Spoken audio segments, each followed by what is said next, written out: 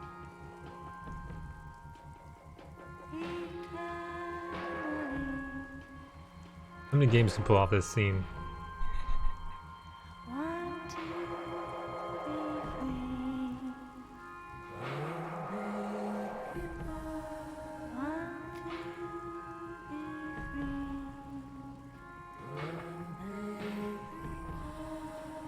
It will last forever.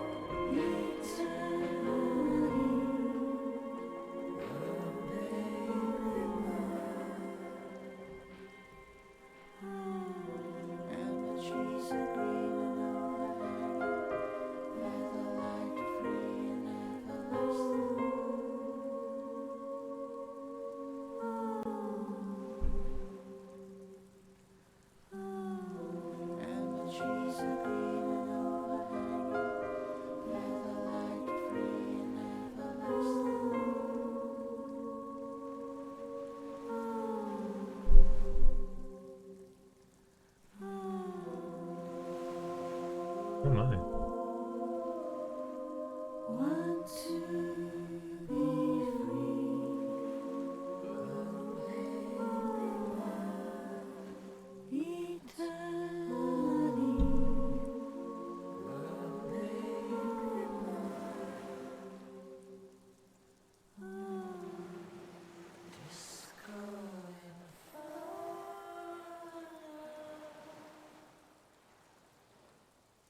The boat comes to a slow stop.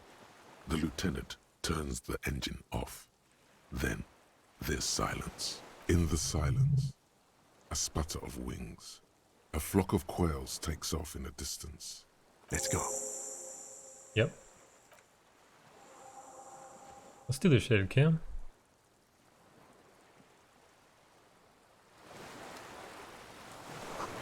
Makeshift bridge. The bombs are powerful enough to break the vent. Where's the chain trails off into the ocean? The chain trails off into the ocean, connecting the island to the supply depot on the coast. This leads to the supply depot. Ah, yes. So it seems. What do you think it was used for? For bringing munitions to the island, maybe? And supplies? You could also lock the bay when you raise the chain. As a defensive measure, locking off that side of the bay. From enemies. Enemies of the commune of Revachol. This sea fort was a revolutionary fortification, I believe. Huh. This game is so different because we have Kim. Imagine the game without Kim. Completely different vibe that we'd have.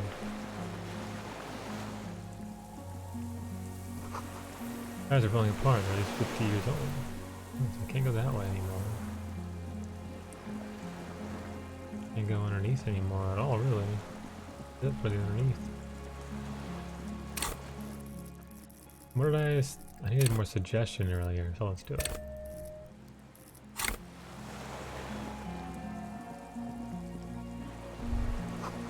The fuel is leaked out of the barrel, black viscous. The lingering trace of mazout near. Tension, inflammable. The dry grass crackles under your feet as you stop. Far away, birds' wings touch the still surface of the sea. What is that flutter? The flock of quail departs. Now more than 100 meters away. 102, 105. Underneath the flutter. On the islet, there is almost no wind under the rain quietly falling on the reeds. Bulrushes swaying on the waterline. Long dried leaves chafing against each other. The soft raindrops. To the west? A silent hiss. See air moving through the needles of a pine tree. To the east? The faraway roar of the city, distant like today's dream. Before it, the sound of sand. The low tide filtered through its grains. A bird tending to its feathers. Ahead? A low hum. The air slowly moves through a concrete box, through its ancient slits and cracks, resonating, hollow. A big building. Beyond that? Air flows out of a pillbox window. There is very little there. The air cossets flowers on a meadow. Absolute silence. Reeds motionless. Bulrushes motionless. Below the silence? A jitter. A sound impatient to happen, but not yet in this world. Kim. Yes? Momentarily, the sounds are swept away. Pain shoots up your right foot and into your groin. Pretty silent on this island. It is. Is that why we are stopping? Okay, sure. Fine, Kim. That's not interesting to you? It's interesting to me. Real says ICM. You see a star with little specks in it. Door over there, too.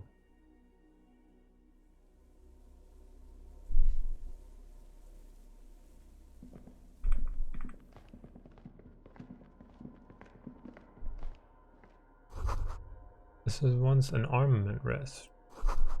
Twin cannons were attached here. Medium distance, large count. Careful, these stairs have collapsed.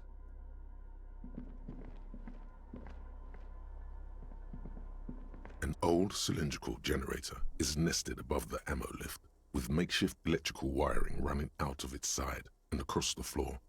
The cables disappear into the wall to your right. The lieutenant puts his hand on the metal barrel, checking for warmth. It's cold now, but someone has been maintaining it. The wiring has been repaired. Pour fuel into the tank. Where do these wires lead? Downstairs, somewhere? What kind of generator is this? Liquid carbon. I would imagine it takes mazout. It smelled like mazout. The kind that's favored. But If anyone stayed here, they'd need a generator. Yeah. What does this mean, a generator here? I don't know.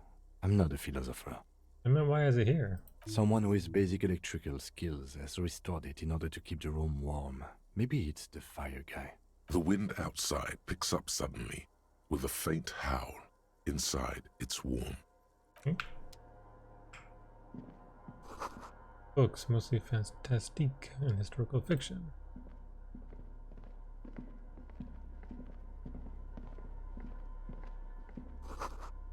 This name was Sauce and Fire, a survivor's kitchen. Palm Arrower shirt. Give me that. I have logic right now for my shirt, but I could get eye-hand coordination. Does anything happen when I equip it? No. I have a lot of eye-hand coordination. I could have so many points in it. Let me put back on my logic shirt.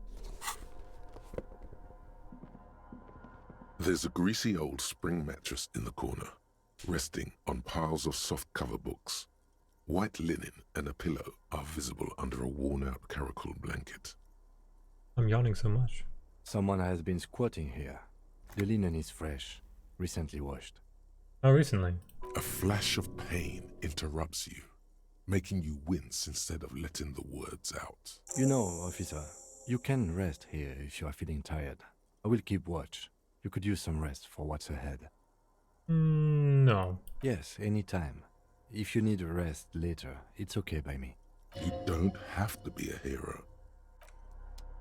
No, I'm a hero. Disco hero. Books and magazines lie scattered on the floor and on dance. a makeshift cupboard. They are not particularly well organized. Sift through them. Most are soft covers, serialized fantastique and detective stories from the 20s and 30s. This disparate digest includes the classic animal adventures, Hobocop hero. popular depictions of man versus nature Hobocop by man. amateur naturalists T&T Harpin, husband and wife, widely read by people from all walks of life. Who doesn't like nature? Who doesn't want to survive? Among what is mostly commercial fiction and serialized stories, you find a magazine cathodique for electrical engineering. Then it's back to pulp, light erotica, an international thriller about circuit benders. Someone's made themselves a home.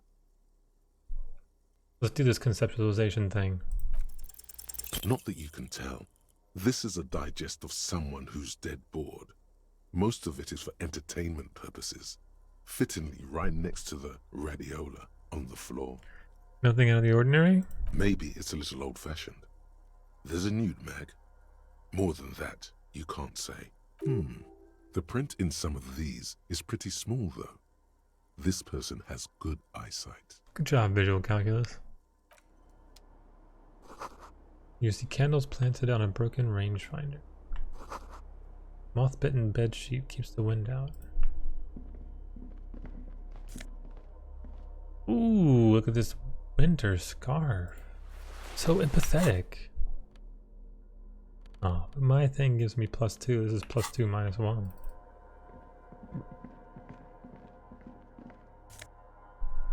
Nice. Double nice. This great blast door must weigh over 10 tons. That's heavy. You see a small metal door nested inside a larger one, a heavy steel blast door. There is a conventional keyhole above the handle. It's very small. What's on the other side? Another part of the island, probably. The lock looks like it could still be usable. How do we open it? Maybe this is one of the doors we don't open? He's right. It would be better to open its big brother. A powerful engine hangs under the ceiling. It must control the blast door. We opened the big one. You see any controls anywhere? I think there's a console just southeast. Let's look around. Getting the blast door open seems like the best plan. Okay then.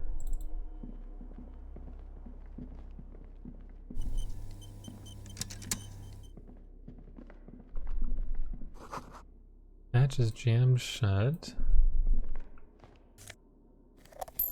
Stuff. Whoa.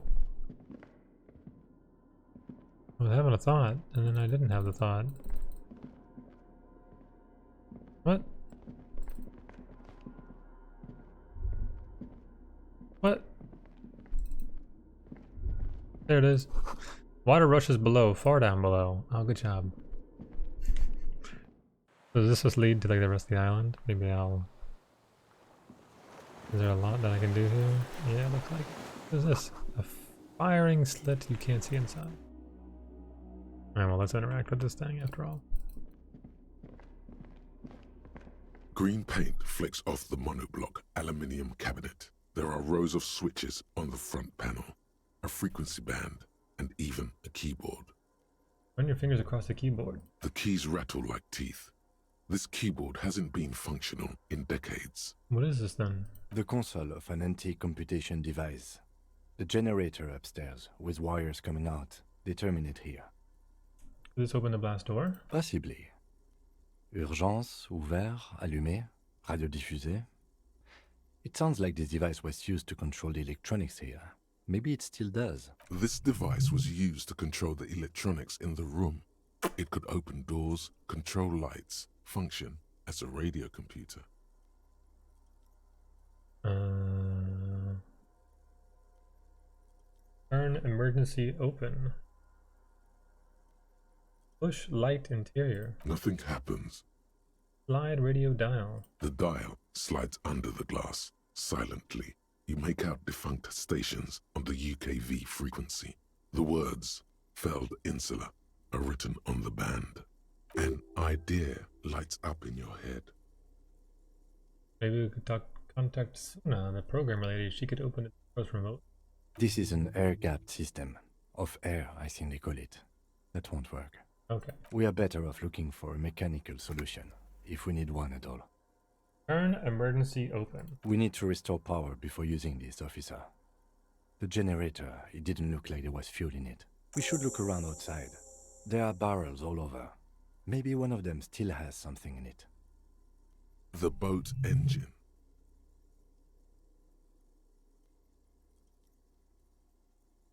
How about this fuel I found from my MC?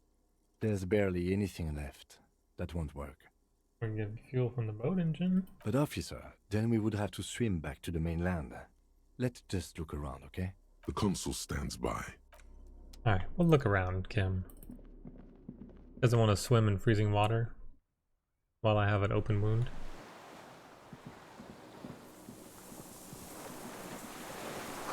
Must have been a direct hit taking such a huge chunk. Yep, makes sense. Distant sound of cargo ships. Signal horns echo on the water.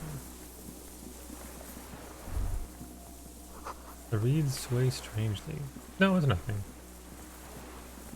The one little crazy. Reeds did it. Eyes cracked under your feet. Be careful not to fall through. Because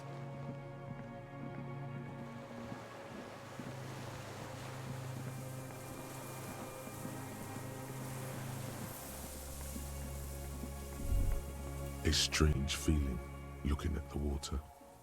Maybe you should just wander off into the sea. Leave it all and walk in. but it's cold. Yes, cold and still. But love is warm like the inside of her mouth. No, no, no. Yes, yes, yes, yes. Raise your sight. In the still mirror of the bay, you see Martinez reflected. Tall edifices of ruins reach into the water, like shimmering towers. And the shacks too. Pine trees and motor lorries, upside down. Islets and posts, like stepping stones, lead into the water in front of you. Go. Step in. It's been too long. Why? Perhaps there's someone there, under the water, waiting for you, smelling of tutti frutti and betrayal. Shake your head. Tutti frutti and betrayal. The winch is broken. Russ has eaten what remains of the chain. Tutti frutti and betrayal. What a combo. What's this? Inside of the fortress, you make out the console and the blaster.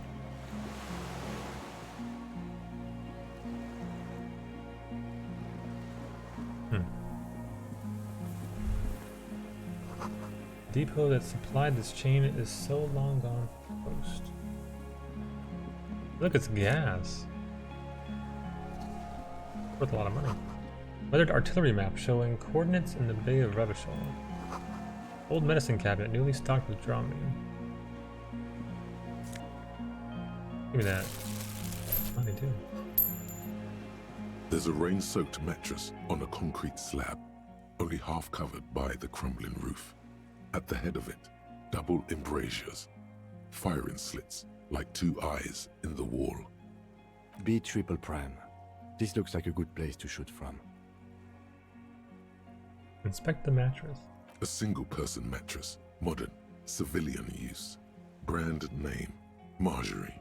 There's a fuel stain on the cover, along with cigarette burns, and an empty can of beans on the ground next to it, filled to the brim with cigarette butts. One out of the can. The silhouette of a tobacco picker adorns the paper filter. The brand, Tio Moteri.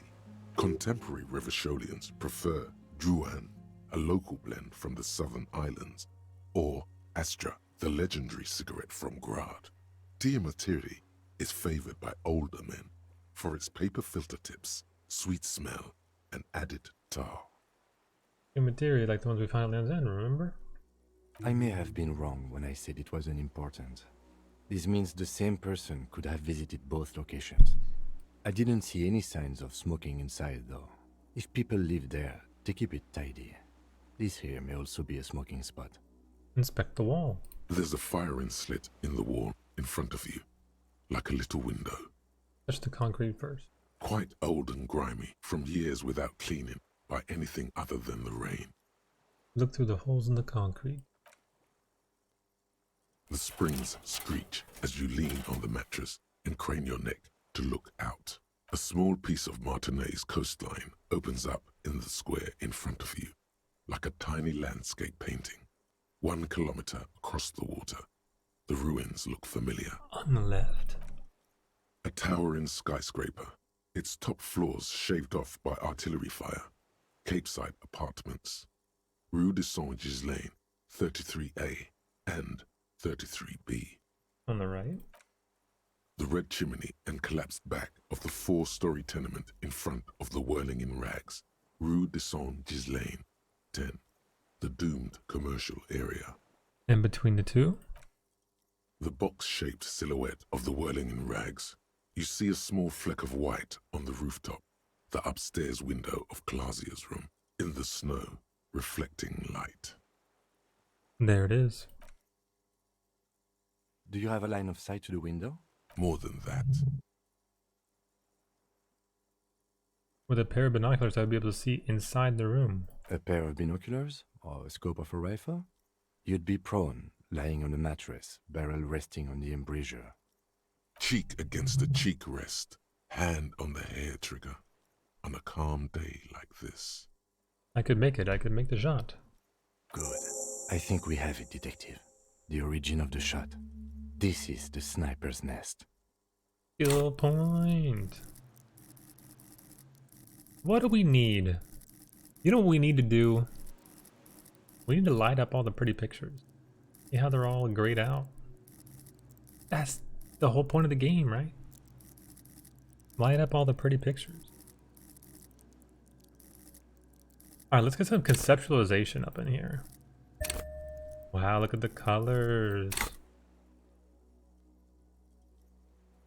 Affirmative. Booyah! Master cop work. It's only moderately effective cop work until we have the weapon. It will not be, how do you say it, booyah, until we have that. Could the shooter still be here? Where? On this island. He does not answer. Right Just here on this nods. mattress. With his back hunched, he looks around once more and says, We should move now. It's the whole point.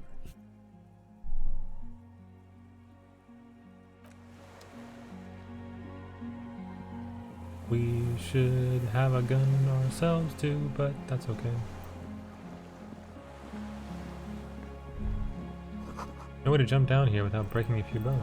Oh man. Edge.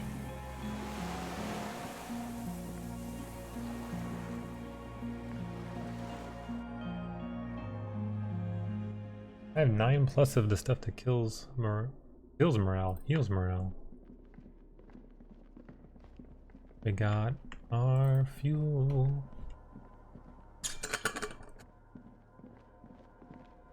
This old cylindrical generator waits with its fuel cap open. Makeshift electrical wiring runs out of its side and across the floor. Up on the side. A hollow ring, the canister is empty. Dust falls from the generator and down into the ammo lift. Pour fuel into the tank. The lieutenant assists you, holding the canister up to the fuel tank as you tilt. Dark brown, viscous fluid pours out, and the room fills with a chemical smell. There's a red starter switch on the side of the cylinder and a start rope on the other side. The lieutenant flicks the switch. Pull the rope. The recoil start wakes the old generator up. The machine sputters like an old warhorse before settling down to a rattle. That should do it. Okay.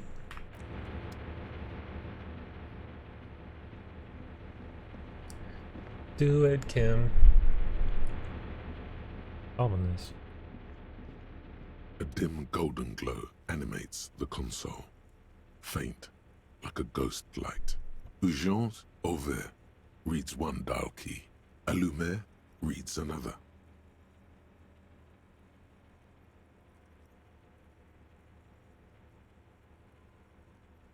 And a notification.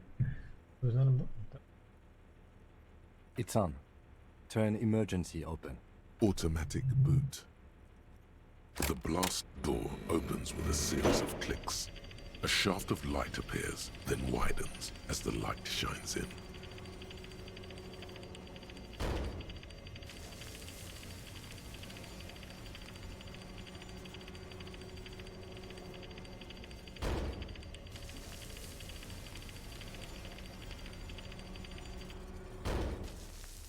After you. What's there? I don't know. What if we get into another fight? Don't worry. I have a gun. I don't have a gun. Extra good that I do. Kim. You got this, Kim.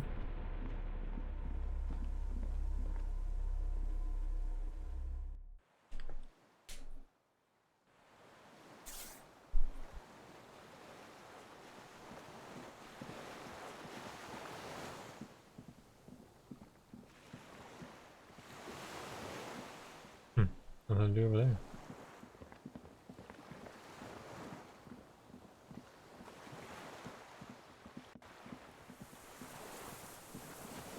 What's up, dude?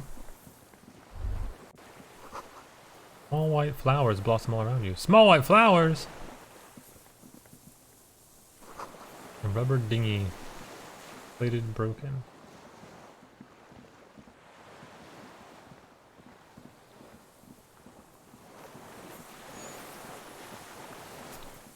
What's up, dude? An old man wearing tracksuit trousers leans on the frame stock of his rifle. He gathers a big ball of spit in his mouth, then spits it out into the extinguished fire before him. He raises his black eyes, hooded by creased eyelids, to meet yours, unclouded by cataracts. His eyesight is sharp. Are you the fire guy?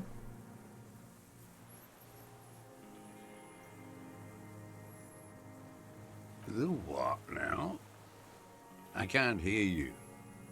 Did you recently tell two kids to put out their fire? Two twins? I may have.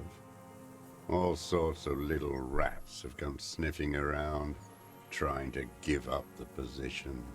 The position sounds like a hiding place. Sounds like... You didn't know the war's over. Fire guy. Regressive bourgeoisie henchman. Can't even talk like a grown-up. You retrained your eyesight. My eyesight? Yes. Helps me see all the shit. Did you close the blast door? I did. And you opened it. How? I fueled the generator, then used the console. I should have burned that console down. How'd you know I was coming? Reactionary rock and roll music. Playing on the water. Told you we shouldn't play sad FM. It was reactionary, it was cool. The fascists were right about rock and roll. It is degenerate. Hip gyrating, mental illness music. Nice gun you got there. It's not nice. It's a piece of shit. But it gets the job done. What make a rifle is that exactly? It's a 3-Angong 446. Southeast Samarin made. Exotic. Must be defunct too. No modern rifle manufacturer of that name springs to mind. A Samaran rifle. How did you get hold of one? It was sent to us by our brothers in the Sinyao commune. Military aid. It has stayed true to him. He can still make it sing. The Sinyao commune? You heard me. It's good now. Like chalk wiped from the board. I need you to put down that gun so we can talk further.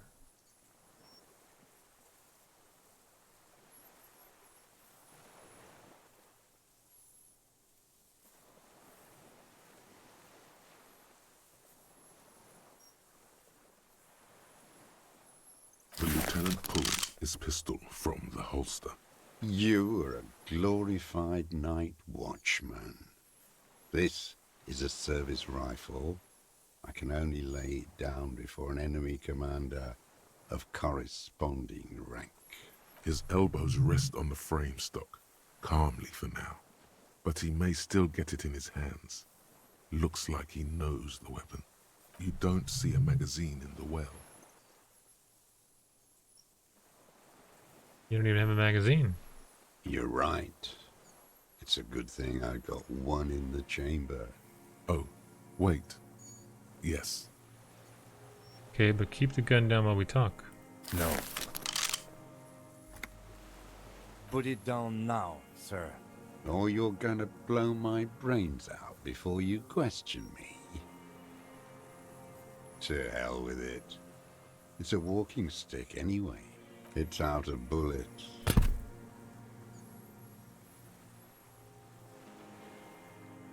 Pick up the gun lying in the sand. His gaze follows your motions. The rifle feels surprisingly light in your hand. Frame stocked and patched in places with tape and wire. Still warm from his parched hands. Not the metal. The metal is ice cold. This weapon has been modified several times. Inspect it closer. The rifle's in a shabby state, like a crutch that's seen too much travel. Hieroglyphs are embossed into the forearm, made of walnut. On the butt, you see Vespertine writing, burnt into the wood. Triangon, 4.46mm, made in Sinyao.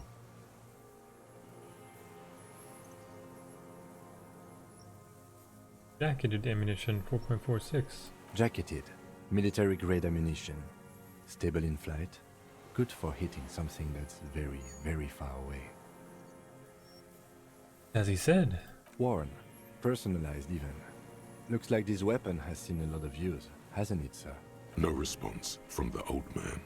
The plastic cape around his shoulders rustles in a small bout of wind. The rifle has been patched and modified several times. I wonder how old it is. The old man does not answer. He just stares in front of him. Alright, stow it away. The old man keeps following your motion with his gaze. His right arm twitches suddenly. Some kind of involuntary response. Something is slightly off with his motorics. This looked very much like the murder weapon. It could be used against him to get a confession. In time. Who are you? My name is Josef Lilianovich Dross, Political Commissar of the 114th Anti-Aircraft Division of the 4th Army of the Commune of Revachol. I am a deserter, a partisan, and a prisoner of war. This is my termless surrender. The Commune of Revachol? Do you mean the ICM? You're a holdover from the... From the Insulindian Citizens Militia, the army of the revolution. I was recruited in Jamrock in 07, trained in the École de Contrôle Orient, and consigned to emergency defense duties in 08. I left my unit on the eve of the landing. When I returned here on May 14th, the commune had fallen. Still armed and ideologically trained, I wrote a criticism of myself and resumed partisan duties. 51 minus 8 equals 43. You've been on this island for 43 years? No. I've been on other islands too. I was in Resurrection until they turned it into a spa in 18. Then I was an E-48, a nameless sound, until the sea washed over it. Then I came back here. That was 22 years ago.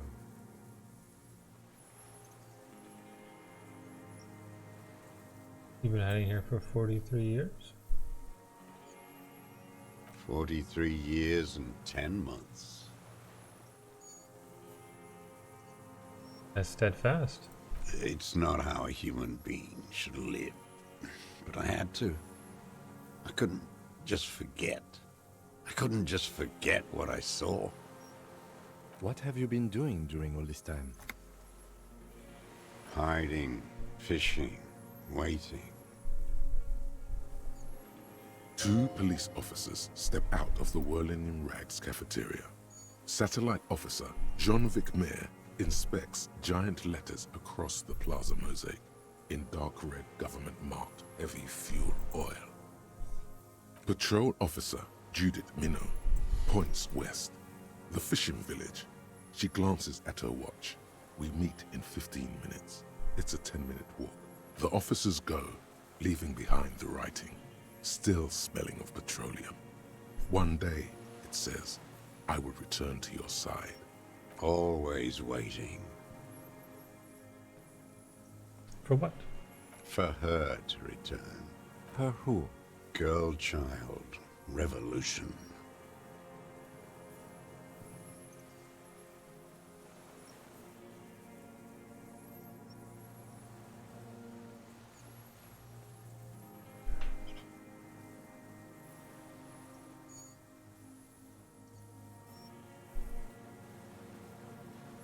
I've been there. The city is a tinderbox and may still happen.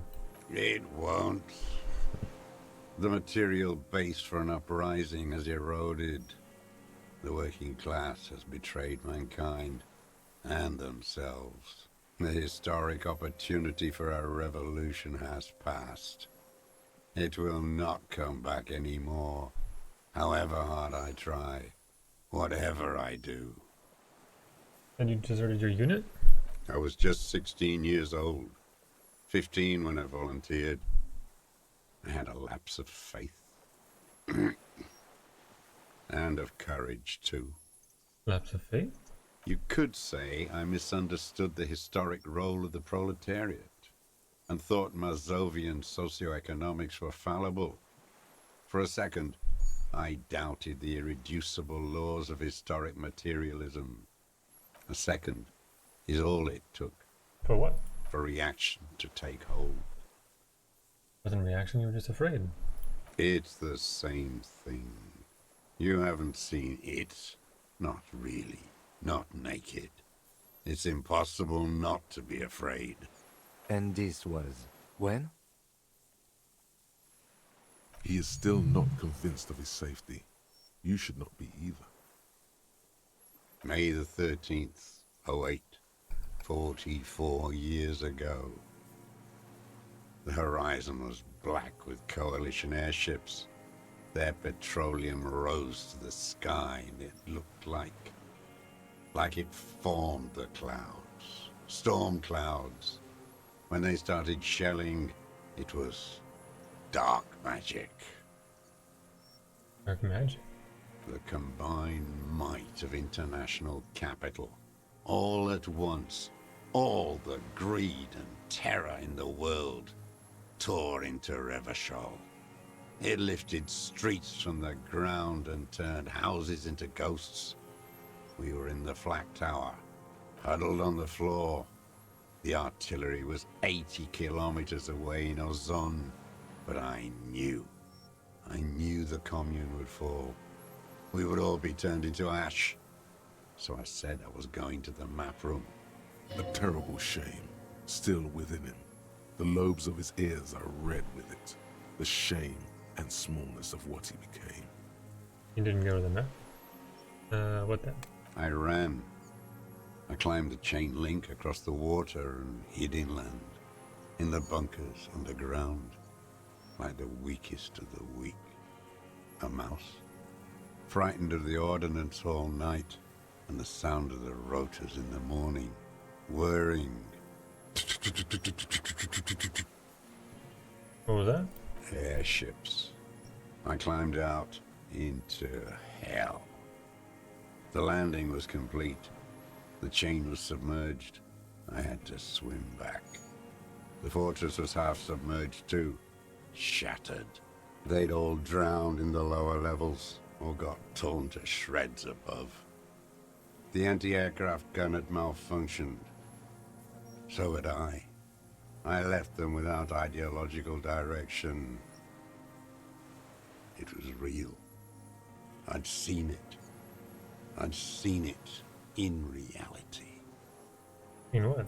The mask of humanity fall from capital. It has to take it off to kill everyone, everything you love. All the hope and tenderness in the world. It has to take it off just for 1 second to do the deed. And then you see it, as it strangles and beats your friends to death. The sweetest, most courageous people in the world. You see the fear and power in its eyes. Then you know. What? That the bourgeois are not human. Say nothing, let him finish. I had to. I had to fight it. I had to never stop.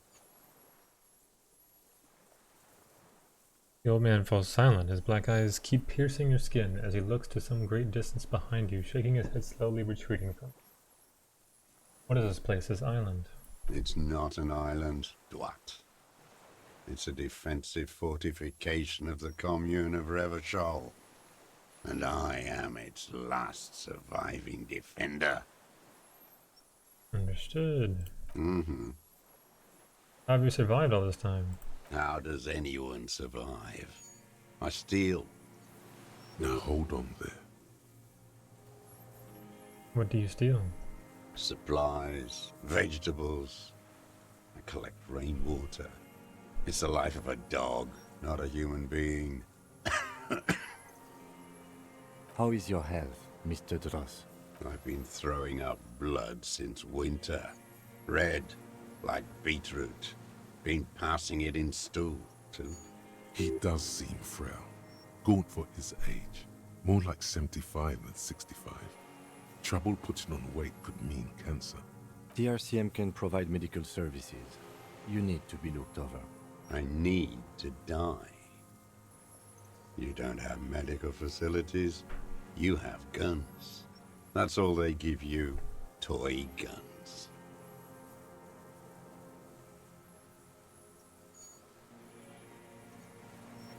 Have you coped mentally? I haven't. I have holes in my brain. Years missing. Others filled with pain only. A decade of... I don't even know what. Inferno? Disco Inferno.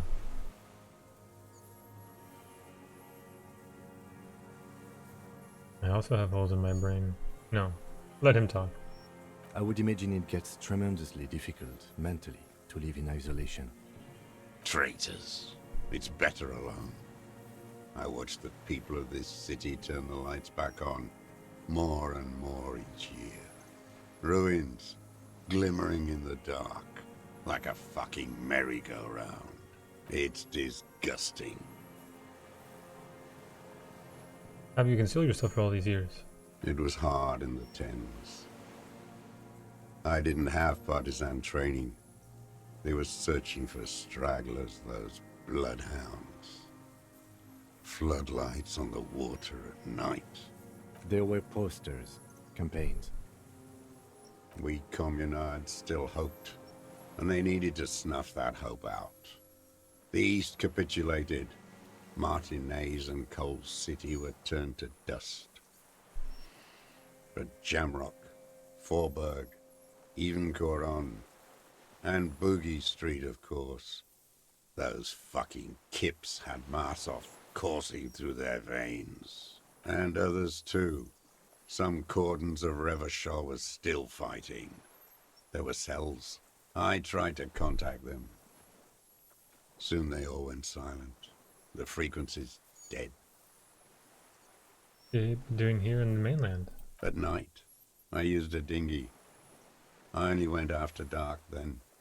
When I got to the city, I stayed underground. Patrols, you lot, the commons too. They'd started snitching. In the city, you move underground? From bunker to bunker. Not anymore. No one cares now. I don't even have to hide. They think I'm another antisocial vagrant. I could walk straight into that town if I wanted. I just...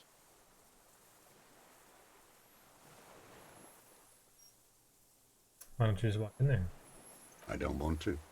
They're all traitors. Pigs, rabbits, and dogs.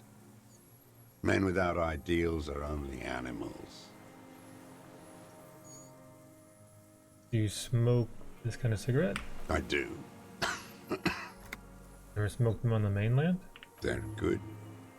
Plenty of tar. I like that boy on the pack, too. Reminds me of the last century. There's a small bunker under the Feld building. Have you stayed there? The propaganda bunker. I used to, but not anymore. Propaganda bunker? They stored leaflets there. Broadcasting equipment, too. Made broadcasts, I think. Propaganda officers. I buried them with their leaflets. They killed themselves. 2 young boys. Killed themselves? A lot of our boys did. I spent some winters there. Never liked it. Kept thinking of them. No need to go underground anymore. It's better in the ruins, on the ground. The old man looks across the water, at the city, the ruins, the motorways rising above it. You said this is your termless surrender. You're with the RCM, the coalition-appointed mob that enforces bourgeois morals in Revachol.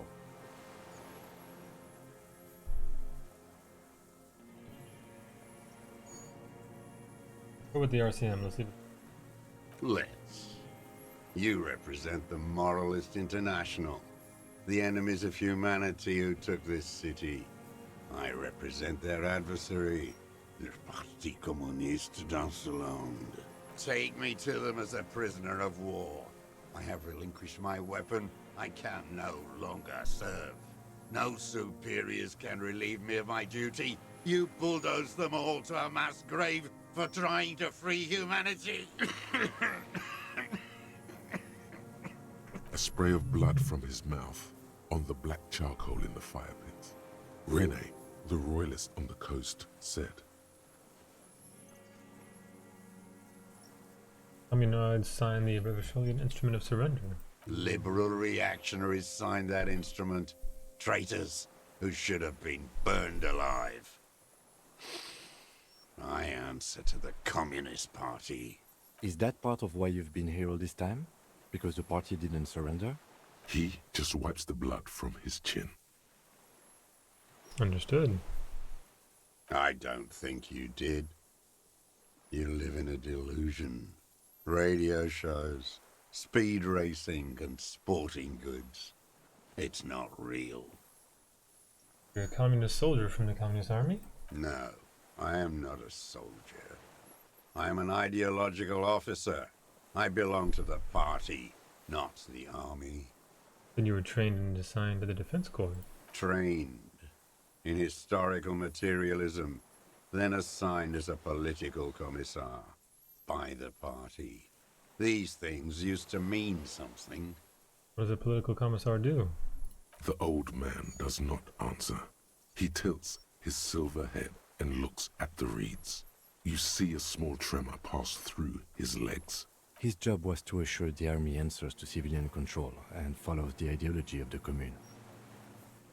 Scientific communism. A commissaire politique is a knight philosopher of the revolution, a future human. Awakened from shutdown by the promise of ideology. That means you're a trained communist, right? He nods slowly. Then another tremor.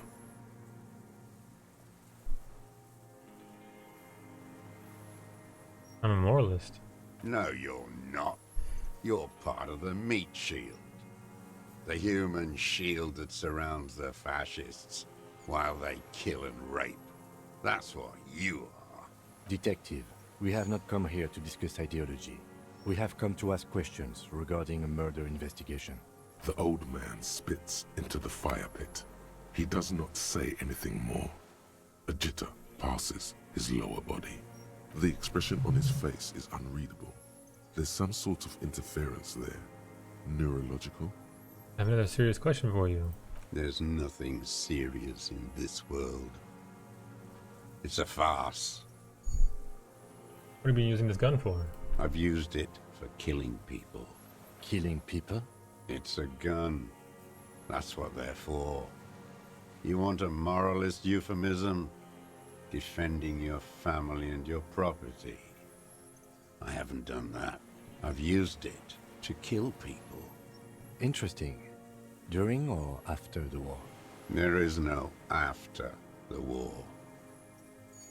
Class war is never over.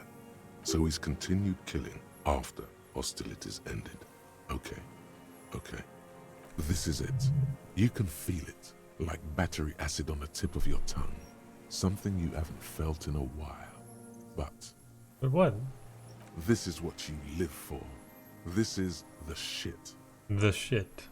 The great serotonin jackpot. The solution. Go in straight. No euphemisms. He doesn't like those. No. Be careful now. Slow and steady does it. Make him repeat it first. Don't mess this up. Remember, he wants to tell you. Get personal.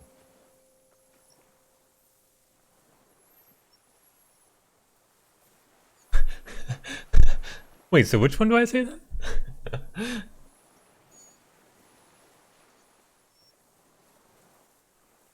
I like this. These are all like 1, 2, 3.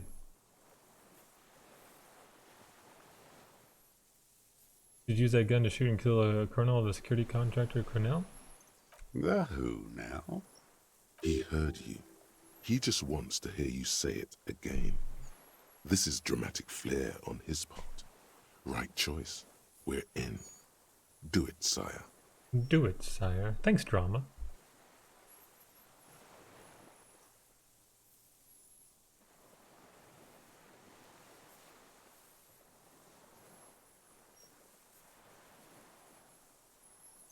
Corpse in ceramic armor, hanging behind the welding and rags. Did you shoot him? Oh yes, that one. Ugly piece of work, that boy. Did you kill him? I am a son of a welder and an officer of the commune of Revachol. I do not collaborate with murderers and pederasts of the liberal regime. Exhaust him with proof. Pile it all on him. Get a confession. The gun. The murder weapon is the perfect opener. The scent of blood in the air. But what else? There was something you can't remember. Something about the tracks. Suddenly, all those tracks are so confusing. Go with something else first.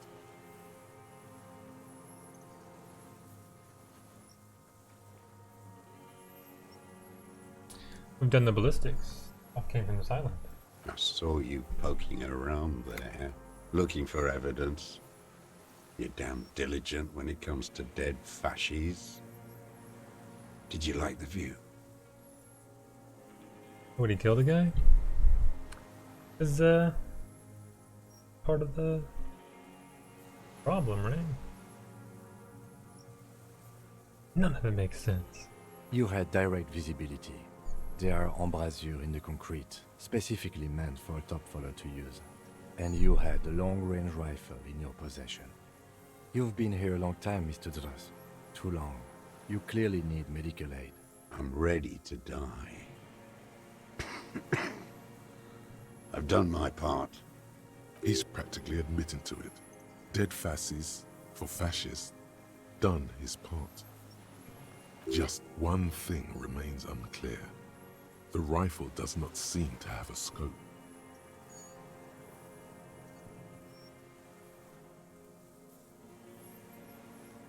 Where's the scope? How did you make the shot without a scope? Forget about your stupid fucking scope. I don't know where it is. Find it yourself. It's your problem now. He lost it. He just doesn't know where it is. Forget it. Push on. You're admitting you killed him? You're sad for your fascia brother, aren't you? One twig got broken. Now the others are sad. Almost. He almost burst out there. Keep piling arguments. Anything. I've got this. Not a lot of guns around that use military-grade ammunition, are there? It's a real gun. Not like your musketeer pistols. You look like imbeciles. Why don't you ask them to give you real weapons?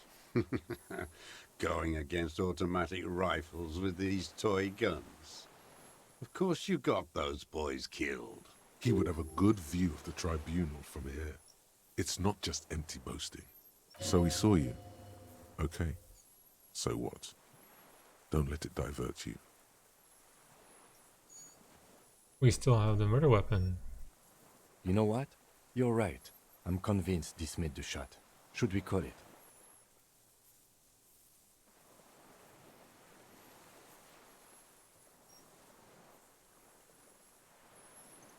Do you think we have the murder weapon? 4.46 jacketed ammunition, modified for range. We have it. This is it. I'm calling it. We have the murder weapon. Good. New skill point, yeah. This feels good, doesn't it? Tearing things up like this. When you have the murder weapon, you have the killer. Murder. This pushed him, but not enough. Just a little more. What am I forgetting? Hit yourself on the side of the head.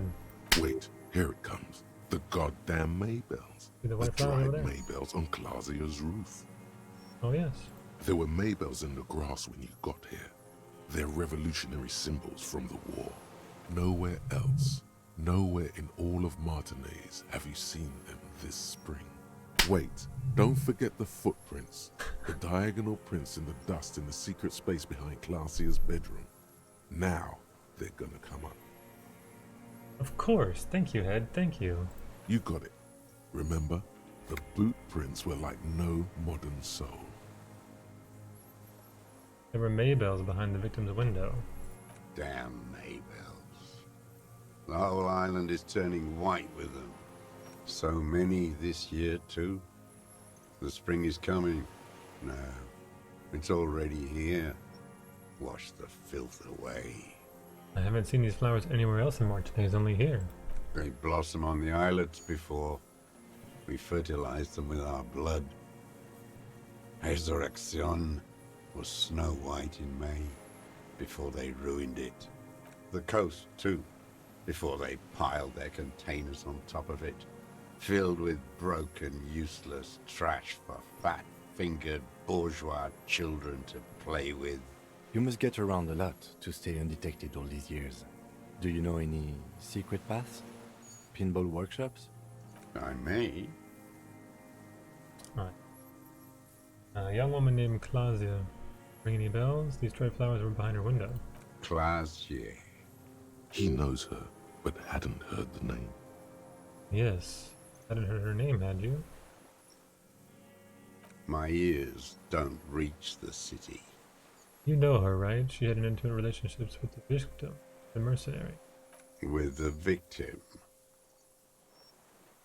He turns his sight from the whitening field of flowers and falls silent, and the muscles in his jaw twitch a spasm. There is a small tremble. Looks like a smile. A crooked smile. Yet isn't quite voluntary. He's about to burst. Don't leave any loose ends. Get him on everything. I wonder what brand of boots you're wearing. Everything is brands with you individualists. Who cares what brand my shoes are? Sansa? Some shit. Show me the souls, please, Mr. Doras. Fucking imbecile. The old man stretches out his leg. A black and white spiral pattern covers the sole of his worn-out running shoes on his feet. The maker is called Sansarique, and the size is 42 to 44.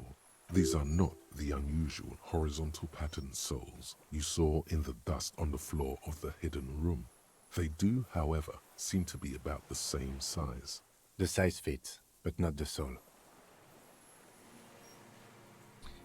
Wait, maybe it's simpler than that. Sire, he doesn't have to be wearing them right now. People change shoes, it doesn't mean you weren't there, near the room when the victim died, sneaking around. Racking those brains, are you? Desperate to report something back to your masters? They must have really loved that dead fuck. The lieutenant gives you a quick sideways glance and nods to acknowledge. The prints were his. You can see it in those eyes. He can't keep them from flickering, looking for something. The old man stares at his own prints in the ash around the fire. Silent suddenly, some strange process within him. A gush of wind. Seagulls in the distance. You know who he was. A coalition-trained murderer, armored and armed. He wasn't human. The blunt end of a hammer, dripping with blood. He was a killer, but he was still, I don't know what I want to say here.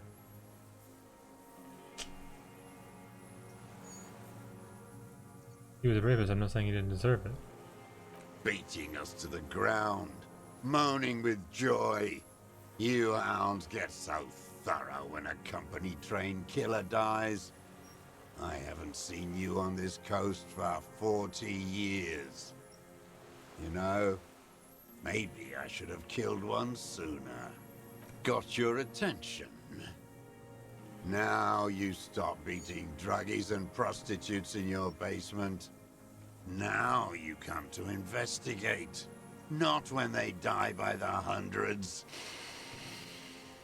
This is it. Shot him. Shot him. Say shot him, not killed him. So you shot him? Oh, the inhumanity. One paramilitary less in Revachol.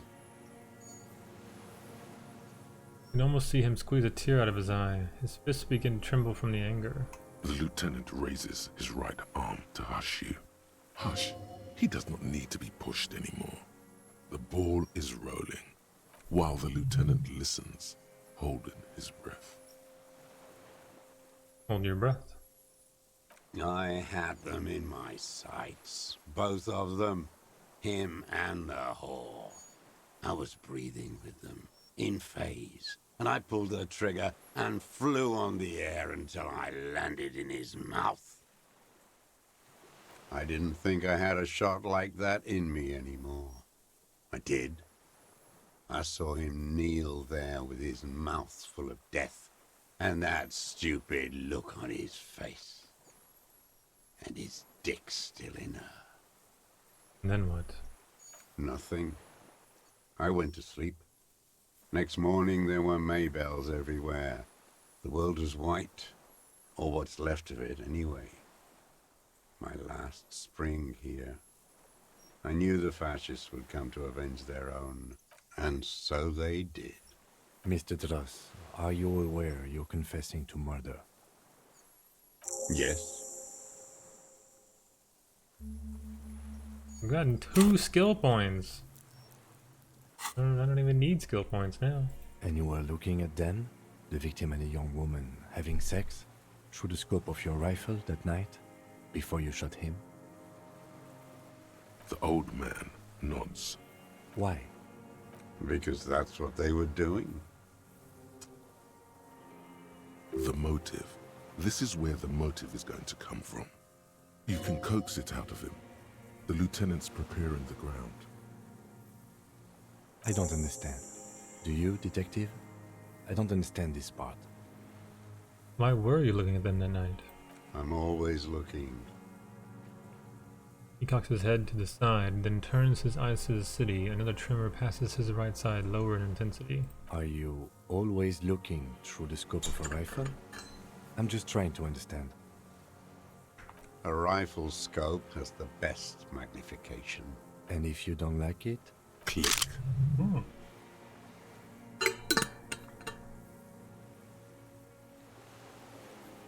You pull the trigger. Yes.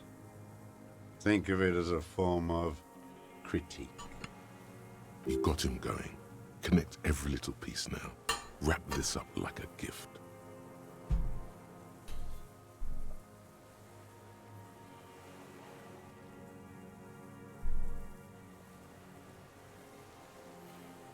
Assess his body language.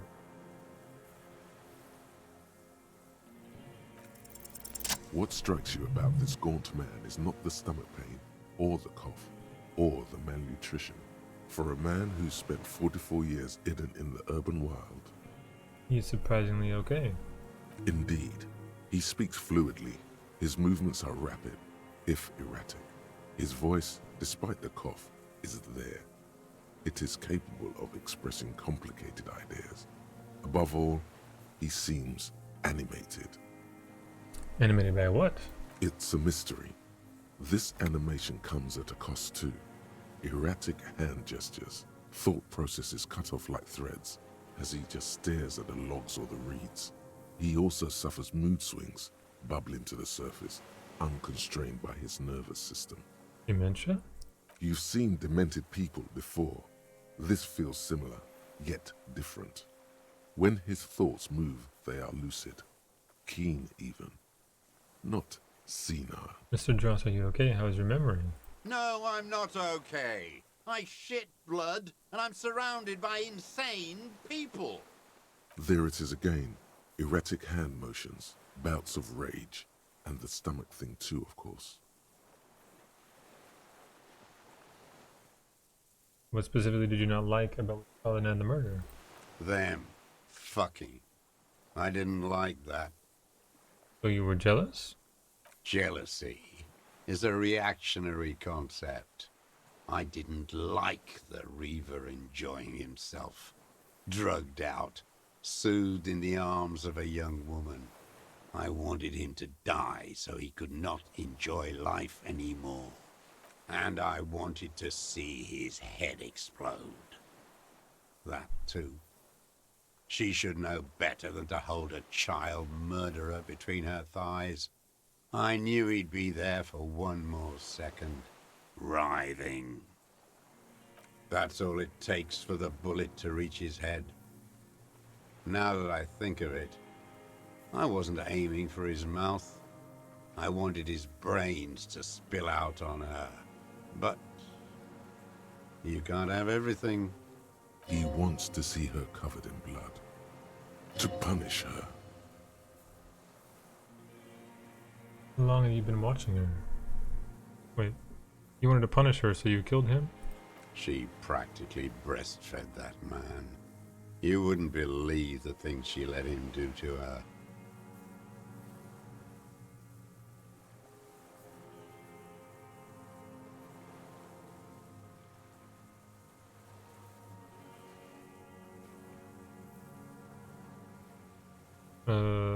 Say nothing. The old man raises his gaze. Something glimmers in the corner of his black eye. Alright, let me get some more of these, things. Drama. Empathy. Ooh, colors. How long have you been watching her? Since she came to Martinez. I saw her sneaking in the reeds early in the morning, behind the Fell building. It was dark, still winter. She didn't have her skimpy outfit on then, just a spot in the night, moving. Past the Fell building on the coast? What was she doing there? Hiding something in the water. She had a fag after she'd done it. I was up in the ruins there. She couldn't see me, but I could see her, smoking. She was nervous, but not scared. What do you think she hid there? Her passport and tickets to Villiers. And from there to Cachet Brut. In the free state of Seminine, hidden away at the edge of the earth, near the Pale. Some kind of hidden container on the coast, you looked into it? Yes, after she'd gone. It was a submersible. Well made, actually. Sloppy.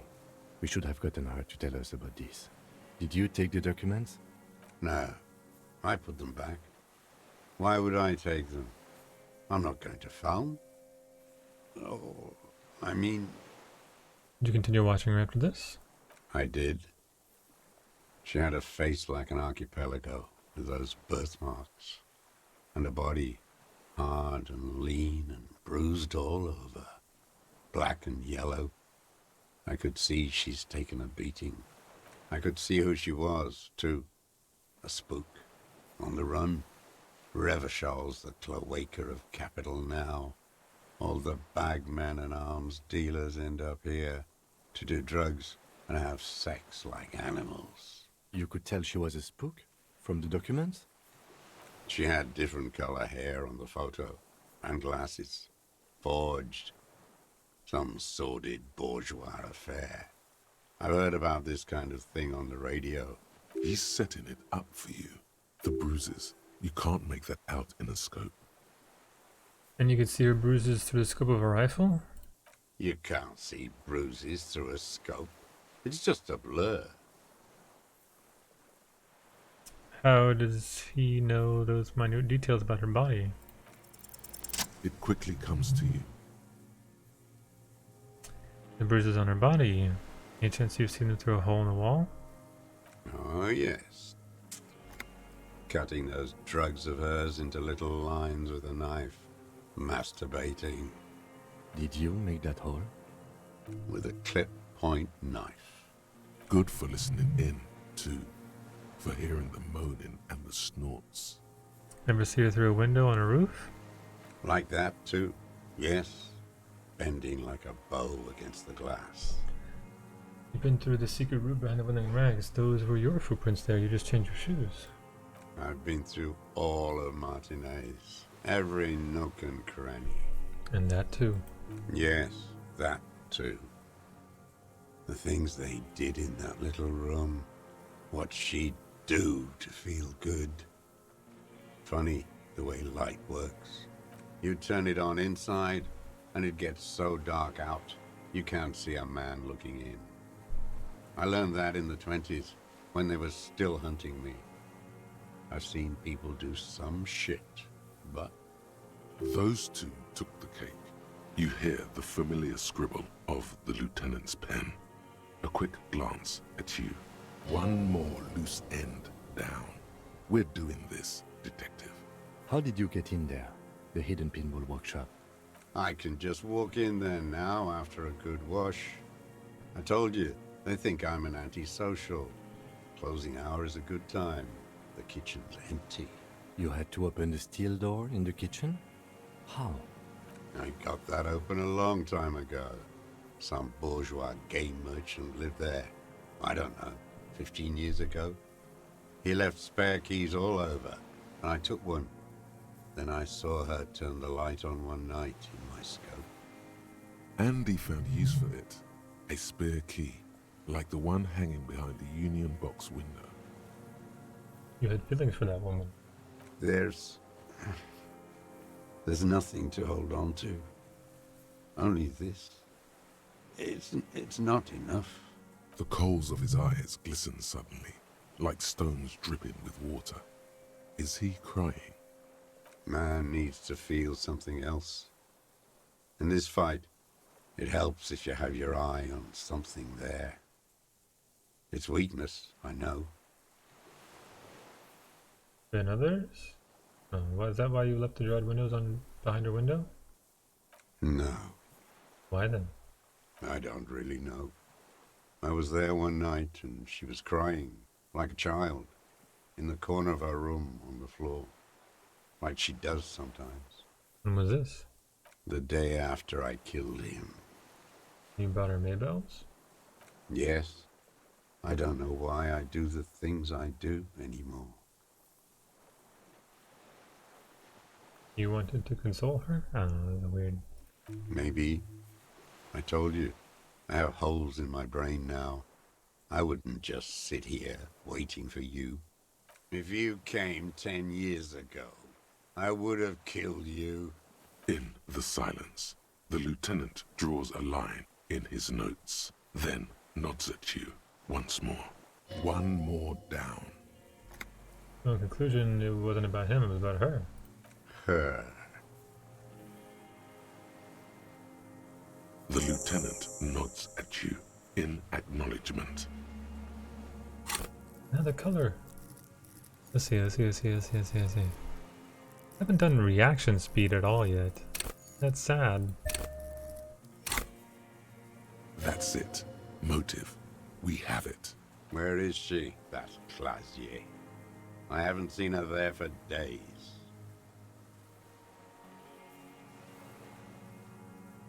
She got away, but she let us hear first. She figured out someone was watching her from the seafort. Gone. I knew it. She kept staring into the scope this last week at the island, like she knew. She'd look at night, crying or smoking on the roof, staring right into me. It doesn't matter. The scope. He knew she knows. She was looking at the island, figuring it out, day by day, cigarette by cigarette. We could get more. We've got him talking. Who knows what he's seen and done over the years? You could get more out of him. He likes talking.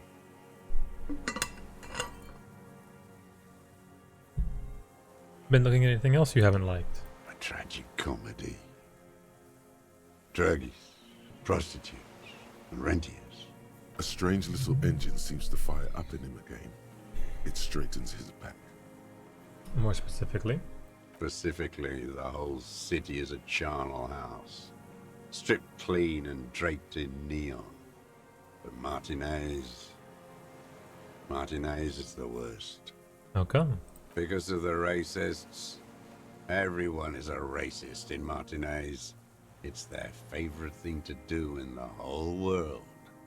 Listening to race-themed radio shows. In the ruins, in their lorries. Pumped full of steroids and Radio Revachol 92. Race this, race that. It's all sanctioned by that Social Democratic Union and the farce of a Social Democrat who runs it. Mr. Clare? Yes, the fly larva in his container. He let some nihilistic advertising yuppies erect a statue of Philippe III, a syphilitic murderer, on the town square, to spit on the working class. Let him finish. Not since the serfs of ancient Pericarnassus has history produced a more inert social class than the Martinez proletariat. The rest of Revachol at least pretends to rebuild. These people still live in ruins. In tents, like animals. Like those boom-boom morons on the ice. A pity they didn't drown in that tent of theirs. Not all. The worst of them is the blood-drenched Sucrion on her yacht, licking her lips. The old whore's gone now. Her gun-toting porcelain men are dead. So, actually, no. The worst is that old cock parading around in his uniform, throwing balls all day. It's not enough that the racists and liberals are dancing on our graves. The old loyalist ghouls still parade the ruins too. Every morning he's there, while the parasites he fought to protect are off in Ozon, or Quayamoran, or some other island they built their palaces on, feeding on drugs and having sex with their own children. Say nothing. That's all the rich really want. Sex with their own children. Throughout history, even the royal bloodline of the suzerain, it's all just an excuse for them to have sordid sex. At least that old cunt, Frisell, is now dead. Just nod. We did good when we pushed him under that horse car. If only, in the 30s, those disco whores.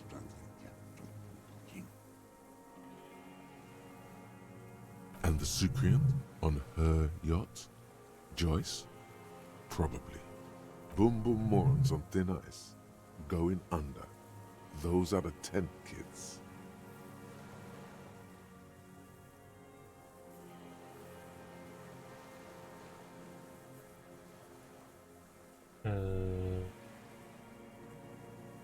Let's go.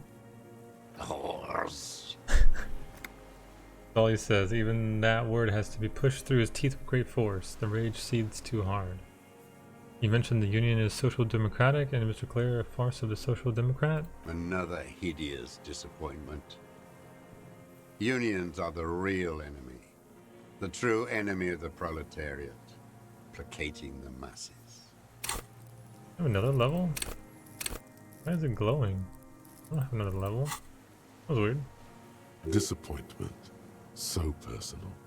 He displays a familiarity with the Union's top brass. Who's a disappointment? Everard Clare? That deformed toad? I wouldn't expect him to wipe his own ass.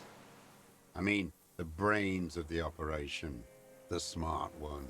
Edgar. You mean Edgar? Everard's brother. He talks a big game about uprising and social base. They must have sent the smart one to some university in Le Jardin, where it's alienation this and hegemony that. You've talked to Edgar? First against the wall with him. The Clares wouldn't miss a man hidden in their own backyard. Not all this time. Nothing happens in Martinez without them knowing. Of course. Maybe the Clears asked him to. Have you approached them? I haven't approached anyone. I hid. It was Edgar who came to me. How did he know you were here? He didn't just stumble in like an oaf. He figured it out.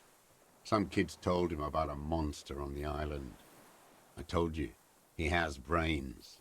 Stepped right off the boat and walked down where you came. I even kept the door open for him. Thought he was a man of the left. Wouldn't rat me out. I was right about one of those things. When was this? 20 years ago. Neither of them could walk now, could they? They were less fat then. That's around the time the Clears came to power. What'd you talk about? Edgar did the talking. Paid his respects like I were a fossil in a uniform. Offered platitudes about the struggle. Flaunted his pink degree. Even quoted Marzoff. Never trust a social democrat who quotes Marzoff. Oh, and charity too. They love their charity. Offered me blankets and social housing. I still have the gas cooker he brought. And he let you be here? Let me be here? The ZOC is an unlawful successor of the Commune of Revachol. We took this fortification from the Loyalists. Even the Clares understand this. They let him be here.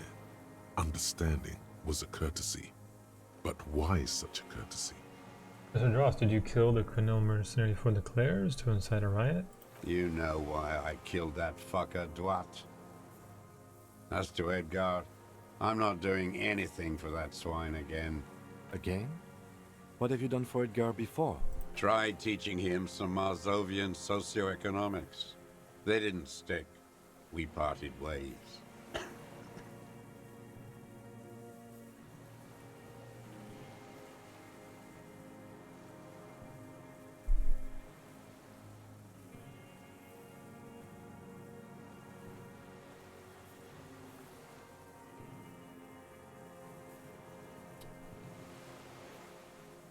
Can I...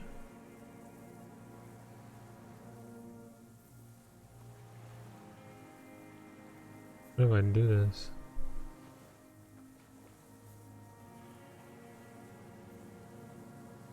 Oh, there it is. What?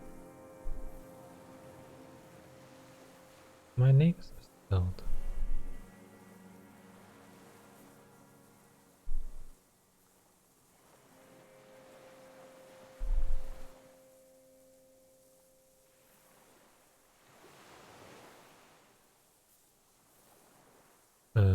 Give me 2 seconds.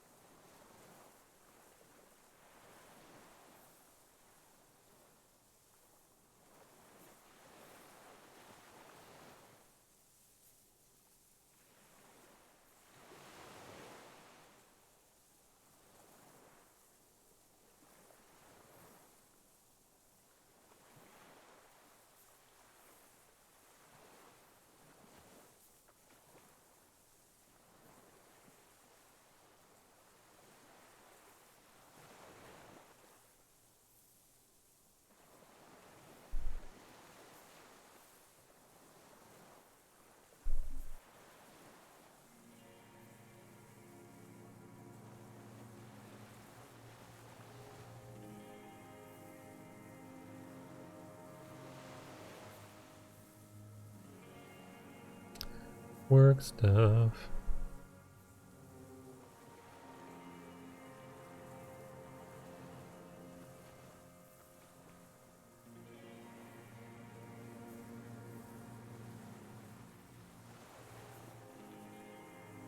Okay.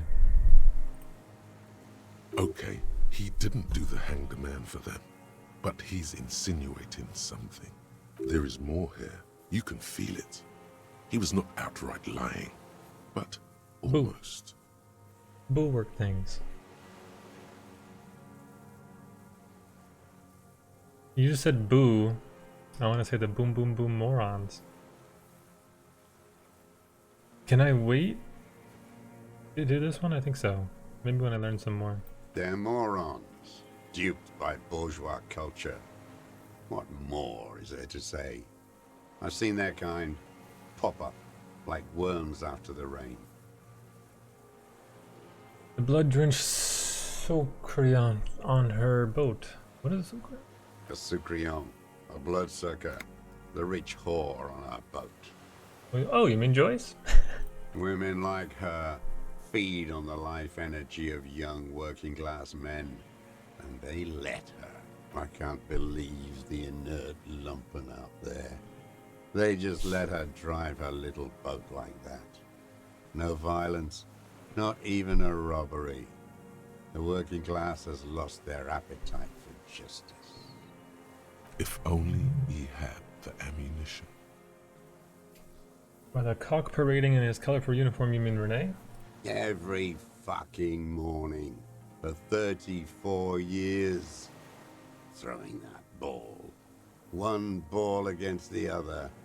I've always loathed that game. That is not a working class game. I don't care what they say on Radio June. Royalist ghouls played like it was life itself. Click, clack across the water each day. And that uniform, like a parrot plumage. I won't even mention that he's a traitor to his race. A Patank maniac race traitor. Just nod. I remember him. I remember him from La Noce. Not him, personally. His make and model. There were tens of thousands of them. I thought we took them all out before the liberals came to their rescue. We missed one. That one. With his shaky finger, he points to the city toward the crater near the plaza where a lonely pine tree stands. There doesn't seem to be a single person under the pine today. There's no one there. Fat and plump, like a pheasant. Just begging to be popped off. Please, Mr. Dross, shoot me. You'd like to kill him? Not yet. I like to look at him strut around, place the crosshair on his medals, right on his face, and just fiddle the trigger. Think about it. Let the bomb melt in my mouth. Save the treat for later? He is a juicy bonbon, that one. A real treat for the black day. The blackest. When I put that gun in my own mouth, I think, no, don't waste it. Put this lead in that cock, Renee. For the boys he killed. And then I look at him throw those balls, and I suddenly feel better. I even hid one bullet, so I'd always have one for him. Haven't seen him there lately. Must be down with arthritis. Old cunt. Momentarily, he's worried for him. He reminds him of himself. The same hatred. The same. You try to think of another thing, but no. It's just the hatred. Alright, what was the deal between him and Edgar? Oh no. No. The connection doesn't come to you on such a pivotal moment. Dumbo, do something. You can't zone out now. This isn't Doodaloo dance time.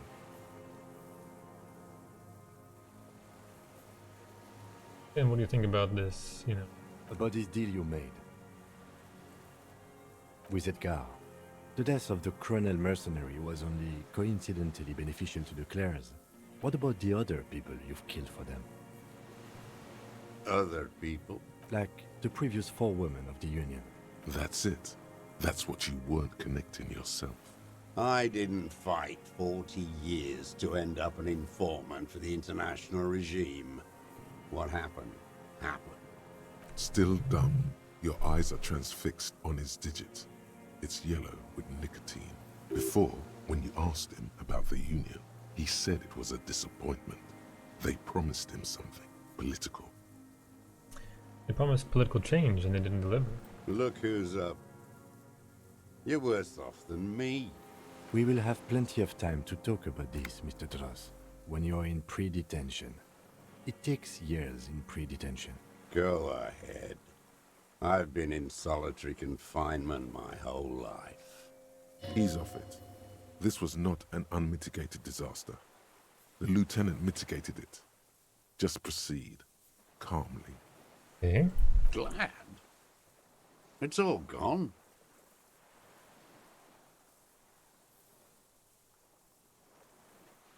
His lip curled. Glad? It's all gone. Okay. Alright, you're under arrest for the murder. What? But you said I would be taken to the... Look at him. This terror is the sum of all the uncontrollable movements and mood swings he's been exhibiting. Your Wayfarer rights have been suspended. Information provided to the officers on the scene will be used against you by the prosecution. You will be given legal counsel within 1 week and must face court in 44 days. Do you understand? Do you understand? But... You understand? Kim, he's afraid. No, I don't want to. I have to stay here. He's sweating. Beads are forming on his forehead. Your confirmation is not required, sir. Now on to the boat. Perception hearing, legendary. Come on, perception, let's do this. There it is again. Oh. To your north, as it has been since you came to the coast. The reeds whisper, stalks rubbing against each other. But then, in the middle of it... What? Something completely different. It sounds like a bow, very slowly being drawn against the strings of a violin. A very small violin, made of reeds and rushes. Maybe there is room for 3 on the boat. Kim, do you hear that? What? What are you talking about? Is this... Your skin crawls. Really us?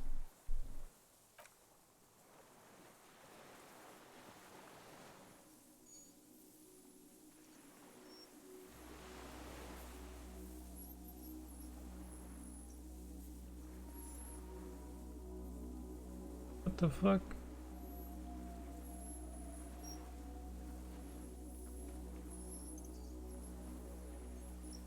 A delicate tangle of arms and legs unfolds from the reeds, limb by limb, to then just stand there, moving its scythe-like arms in ghostly silence. It's the Insulindian phasmid. What is that? What are you talking about? Giant stick insect. There's nothing there.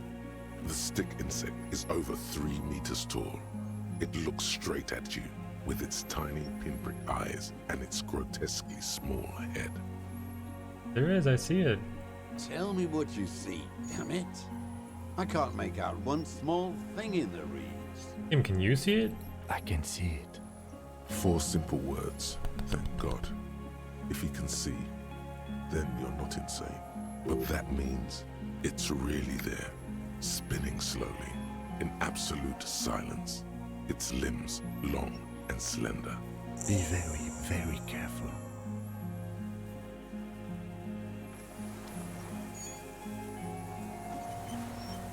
What the fuck?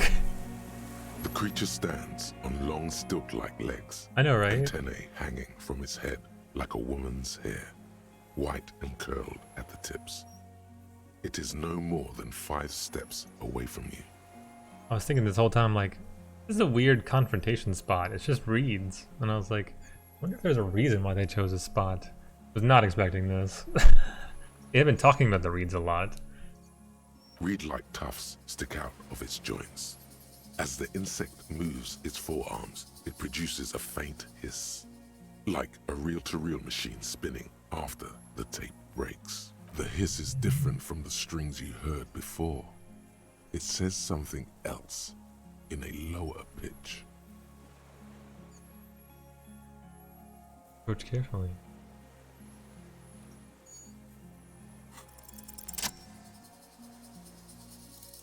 Slowly, with your breath held, you take 2 small steps toward the phasmid. The creature lets out a series of ultrasonic clicks that swarm around your head like swallows. Like laughter, a sort of happiness. The tracheal system on the creature's abdomen expands in front of you to take in and expel air. It's smelling you. Hissing and clicking, it extends its mandible-like antennae to greet you. You're right below it now, looking up at the colossal chitin of its white limbs. The head of the creature is crowned by reeds, and its eyes are like small droplets of water. Hello, I'm Harry. I don't really know who I am. No reply. A total ancient silence comes from its mouth, along with what appears to be some kind of foam. The stridulations of its limbs continue all around you. Turn your tiptoes and look more closely. You were right. Little bubbles form on the mouth parts of the creature, on its segmented lower lip. It looks to be foaming, slowly. The foam is white, then yellowish. Damn, it's foaming. Careful. It may be poisonous. The foam slowly turns a darker shade, like burnt caramel, as the insect moves its mouth parts, masticating. The little bubbles begin to burst, one by one. It's smelling me. Maybe it is real. The pheromone. About now, he is ready to believe in anything. The insect's head is crowned with reed-like scales, the shape of seed heads. They rustle as the air moves. The ventricles at its abdomen continue expanding, like lunglets. Breathing you in, your sour, greasy semiochemicals on the breeze. Raise your hand slowly. The insect stops its stridulation, seeming to observe you. Below its crown of reeds, little pinprick eyes detect motion, glittering. The world stands still around you. Suddenly, there is silence. Raise your other hand too. As you do, the invertebrate comes to life, its limbs moving independent of each other, as if each has a mind of its own. They are white, like stalks of porcelain, knitting above you, praying to you.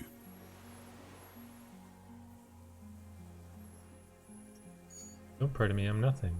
The reed creature does not stop its stridulations. It towers above you, parting the reeds it emerged from. Tuft-like structures still rustle on its joints. Tell me, what are you doing? I exist. Oh shit!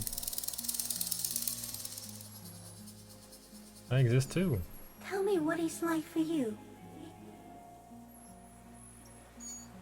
I'm ill. What is your illness? In my heart, for me it's sadness, input after input. For me, it is not like that. I have states, not the emotions. For example, I experience excitement at unexpected sugar rewards. That is not important. Now I will tell you how it is for me. For me, it is a series of half-lit images, a kind of darkness, being intruded upon, transient, dim, moist. Intruded upon by what? Shapes of plants and animals, and internal sensations. A swarm of sounds, tiny vibrations on the inside of my forearms. all speak of complexities totally beyond my understanding.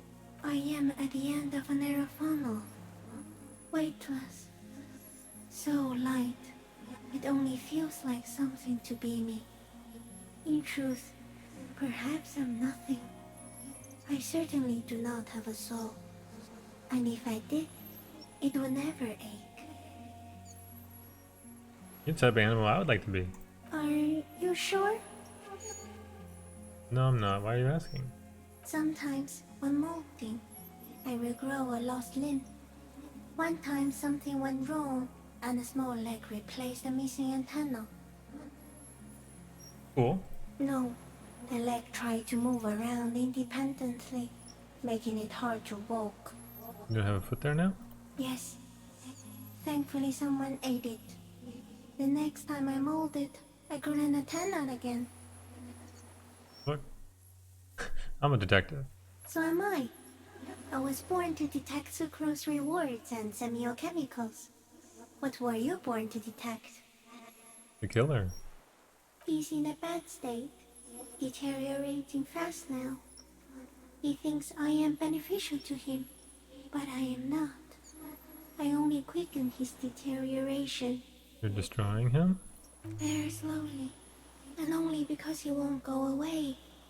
It is meant to keep them from noticing me, to interfere with the pictures in their heads. But he has looked at me for too long, and I am destroying him. What the fuck? This is a dream? What is happening? No, you're awake. I am real. Light is forming me. This is real. Where does this come from? All this around us, the world. Not even the birds know that. Not even the water lily. Then all we can do is beat our fists against it day after day with no answer? You can also eat it. If it's a leaf, you can put it in your mouth. Yum yum.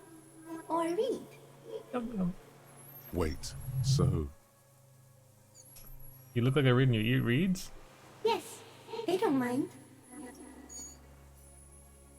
Have you accidentally eaten another reed phasmid? Yes, I once cloned myself and ate the little ones. It was winter, and I woke up at the wrong time. It was an accident.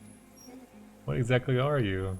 I am an unknown species of the order Phantasmadia, endemic to the Insulandian Insula. For the last 350 years, I have hidden in plain sight, masquerading as the reeds, molding, cloning myself, unfolding at night to play with trash bins and boys. No one unnoticed by the first settlers and the land surveyors of the suzerain. Also, by the soldiers of the revolution and the officials of the occupation. Even the Seminese islanders who came here first, but did not stay, have not seen me. I have stayed hidden through 4 forms of government and 2 scientific revolutions, until I was accidentally discovered by a detective of the citizen militia in Rebelshop, district of Martinez, March 51. That's insane. No, you are. The moral of our encounter is, I am a relatively medium life form, while it is you who are a total extreme madness. A volatile simian nerve system ominously new to the planet. The Pale too came with you. No one remembers it before you. The Nidarians do not. The radially symmetrics do not. There is an almost unanimous agreement between the birds and the plants that you are going to destroy us all. What is the pale? It is a nervous shadow cast into the world by you, eating away at reality. A great, unnatural territory. Its advent coincides with the arrival of the human mind. You're a violent and irrepressible miracle. The vacuum of cosmos and the stars burning in it are afraid of you. Give me enough time, you will wipe us all out and replace us with nothing. Just by accident. How? We suspect it will be something like the oxygen holocaust that wiped out anaerobic life 2.6 billion years ago, when organisms first started breathing. Only much worse. Instead of air, you exhale thoughts. There are no trees that eat thoughts. Worse how? Everything your eyes touch goes back there, behind the nose mirror. What if you blink? Are we still here? Please don't blink. What if he misplaces us all one day, or just forget?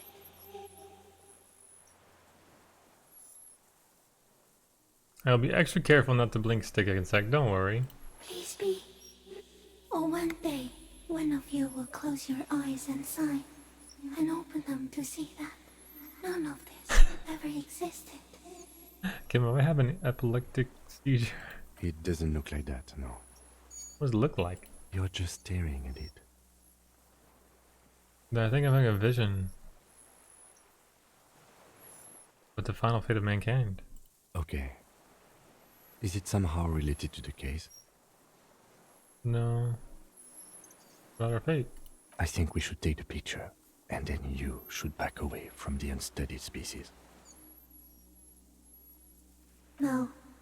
There's one more. Peter Cabby, thanks for the raid party of 5.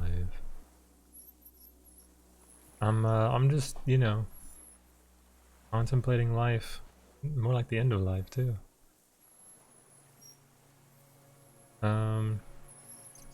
Of all the creatures I've met, you were the kindest. Thank you. I also have one more thing to say to you before you go. That woman. Turn from the ruin. Turn and go forward. For all mankind.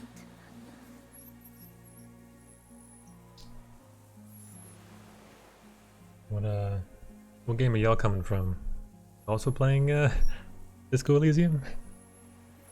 This is my first time. First playthrough. I will try.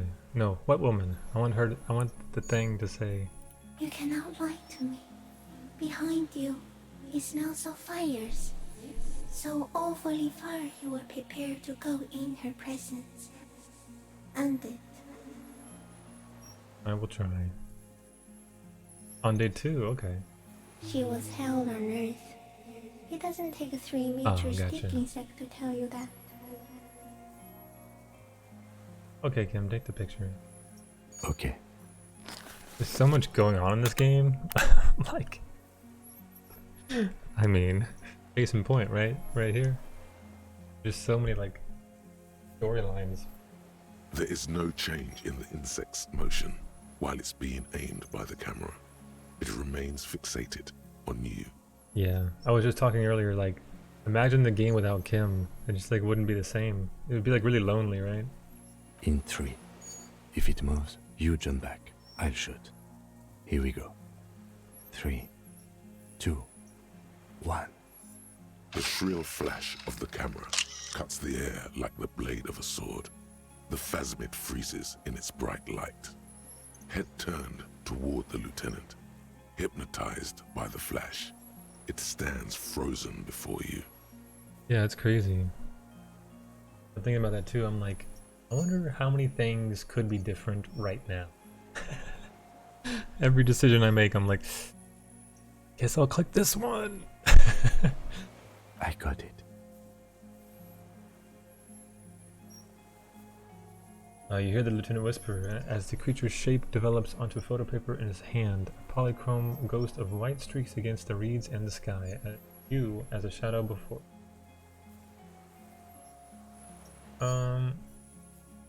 Did it put its whisker or its scythe-like forearm?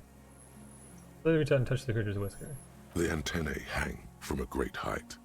With your hand shaking, you barely touch the tip of the left whisker.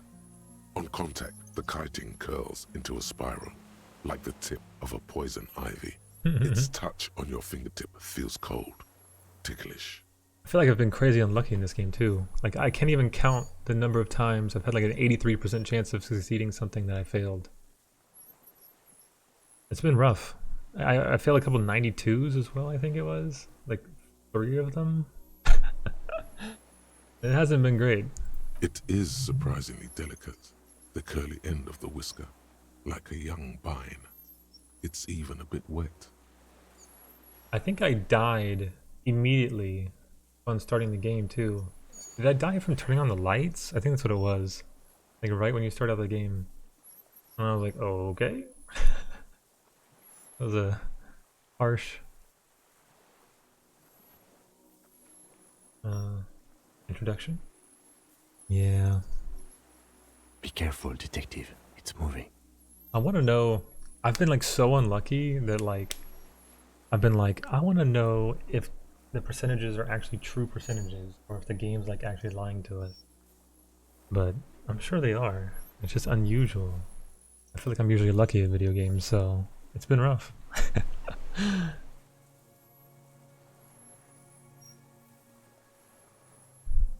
Look at your finger. You were right. It glistens with some kind of moisture. The creature in front of you stays frozen.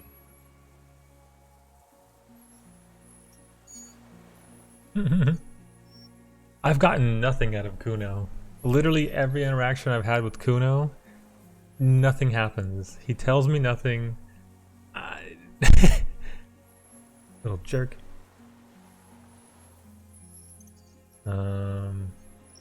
Don't lick your finger, that's weird. Carefully pet its scythe-like forearm. The limb before you is incredibly light, like eggshell. It's much lighter than a reed. You feel a soft push could tip the creature. It's funny over. how he's like... Its hollow exoskeleton collapsing. You talk to Kuno a lot, like at the start of the game too, because like the game immediately takes you, you know, to the crime scene, right? But of course you talk to Kuno quite a bit, and I'm just like, oh, this game's rough. Warning. Warning. Pull your hand away. A sudden shiver passes the limb. Looks like the creature is awakening, wave by wave from its stupor. Sounds good.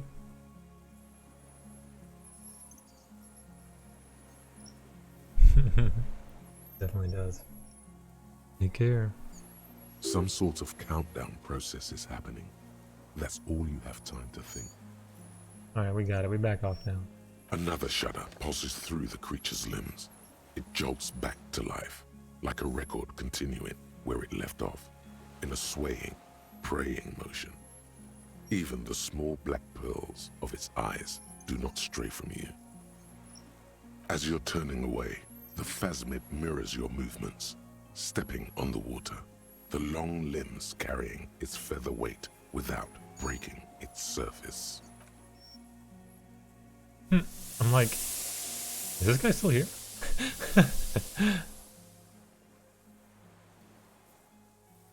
Bye, Phasmid.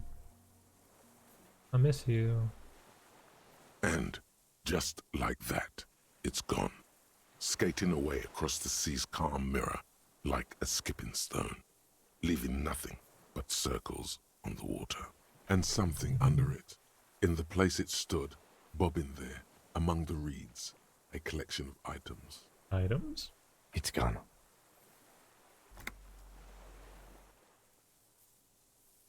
What's that in the reeds? Looks like a nest of some sort. We should have a look. Can walk on water? Apparently, yes. Like a water strider. Only... I've never seen anything like that in my life. No. What now? In some kind of strange, semi-catatonic state. Our suspect is not looking so good. We need to check on him. Yeah, but I want the items. Give me the items. Oh. Helmet. Scope. Sucker. I got the scope. Whoa. Get the hat.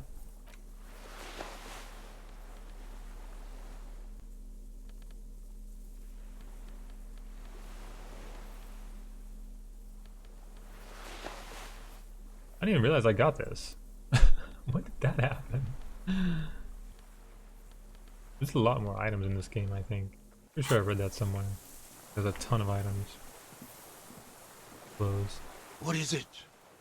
What do you want from me? I can't go. Something is very wrong with him now. But how could you not see the phasma? See. Mr. Dross? The man does not respond. He keeps staring, black eyes glazed over and bulging from their sockets. His gap-toothed mouth shaking. Wave your hand in front of his eyes. A light shiver passes him, followed by nothing. His hands are trembling, and he breathes slowly. He's going into some kind of psychomotor immobility. The good news is, this solves our transportation problem, doesn't it, Mr. Dross? The trembling mouth appears to sigh. Between this and the broken tire he's used for a boat, I think it's safe to leave him here, while we go and get help. It will need to be medical first, I'm afraid. What has happened to this man? Old age and shock. I think it's a phasmid. Yes, the arrest and the appearance of the phasmid, the combined stress. But you think it's something more than that, don't you? There's much more. Remember what it said when it spoke? Quite a few things about that health check you did on him make sense now.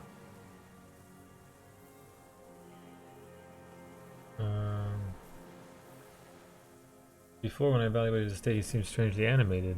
He was energetic and articulate. After all these years alone, with little hygiene or medication, I would expect worse. Perhaps this animation is induced by something in the phasmid. It does not seem to be animated now it's left. Honestly, I'm ready to believe anything at this point. Maybe it is psychoactive. I mean, why not? It's 3 meters tall. He couldn't see it, Kim. It's just a read for him. That could be part of the shock. But you're right, something is off here. Mr. Dross. No response. I talked to the phasmid. It says it's destroying him. You should be more careful, detective. Are you sure it wasn't having an effect on you? Maybe... Anyway, it's only seeing the degradation is a side effect. A valid hunch. Long-term exposure to something like that could be neurodegenerative. Also, please be careful when approaching unknown species in the future, detective. In the future? Yeah, I'll do that again. How could it be... could it be there's something hormonal in his relationship to the phasmid? You mean pheromonal? He seemed a little off for a man his age, Randy. Randy? The scope, knowing of her bruises, his disposition toward Miss Oranje. I see what you mean. He's been here for a long time. Who knows how much of it is in his company? He did seem distressed when it finally came to arresting him, like he didn't want to leave this place, and the insect maybe. I have absolutely forgotten to take notes. I hope I remember all of this. This will be one hell of a report. Thank God we have the photo. No one would believe you without it. We found some things in the phasmid's nest, Mr. Dross. He stares into the reeds. Your words don't stir anything in him. Perhaps you should. Nothing. Just dull staring. Not even rage left, wherever he is. If Kuno kicked it into the sea, as he said he did, the ebb would put it back here. This makes sense. Mr. Dross could have picked it up. Or the phasmid even. If it did, this is incredible. Show him the detached scope. I lost... You lost it, Mr. Dross? He turns his eyes to the reeds again, as he's done so many times. Beige and white stripes. He lost the scope.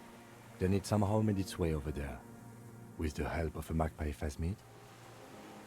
This sight is a T9, Mr. Dross. Was it attached to the rifle when you made the shot? Silence. Not you've gotten all you will out of this poor being. I'll let you rest now, Mr. Dross. The plastic cape flaps around his face in a gust of wind. His back is slouched and his mouth open. The blacks of his eyes are receding. His pupils are returning to normal. Hang tight. We should think about getting back to the mainland. To get help. He'll be safe here. If we don't take too long.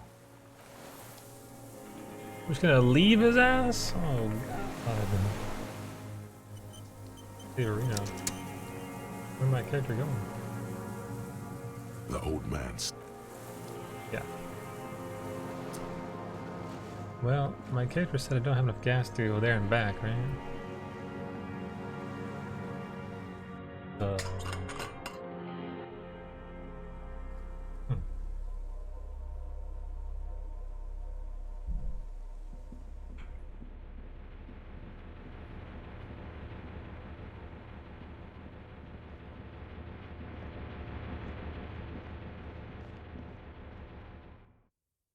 I already have gas. Stealing it too? I guess so. ICM? This feels familiar somehow. And what is the ICM? Insulindian Citizens Militia. It's the official name of the Communards Army. The black and white army of the revolution. Sounds an awful lot like RCM. It does. The RCM may descend from the ICM. May? It's impossible to say. It was chaos after the war. The name was good for getting people to join us. Revachol West was mostly workers and criminals.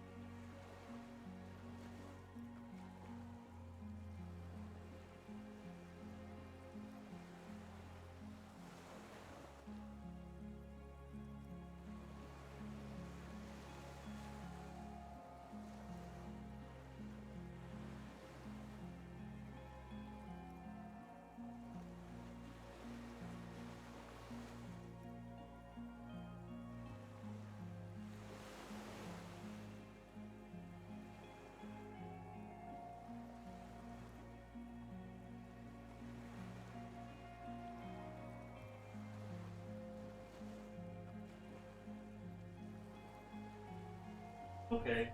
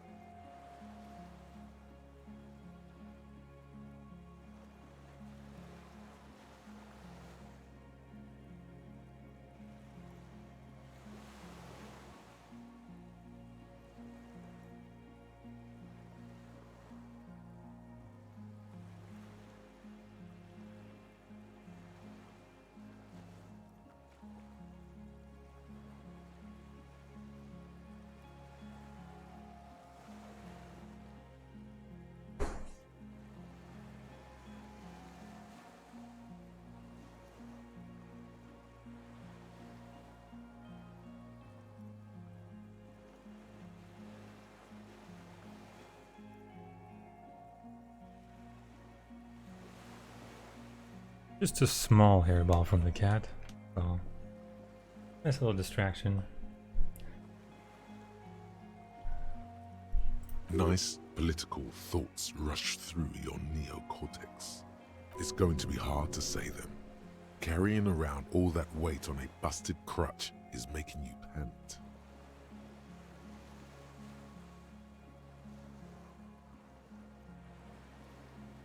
Just catch your breath. This is better preserved than the others. You can still read the sign. A white star. No, an upside-down star. With its horns in the sky, the symbol of the commune. Are those specks stars too? No, that's the uninhabited archipelago. A DeLorean-era symbol of Insulinda, known as the face in the sea. Looks old. What's it still doing here? After 44 years? That's not nearly enough to hide what happened here, Lieutenant Yefreitor. One of these barrels was still leaking fuel, as you saw. The city is full of things like this.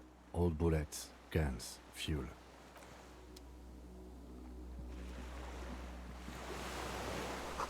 No way to get up there. The stairs are gone. You recognize this little birch from the coin-operated viewer. Oh, okay.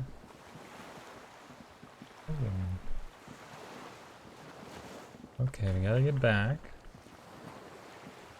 The skiff is swaying on the waves by the dock. Let's return to the mainland. Let's. We are done here.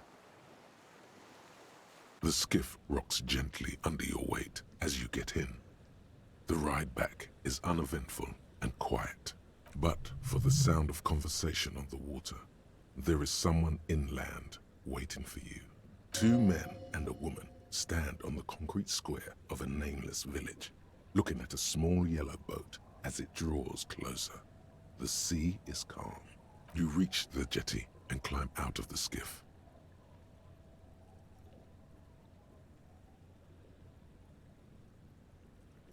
Is he in the sun and you can't be in the sun? It's a rough life, kitty cat. You want me to move this one? The cats. It's sun o'clock.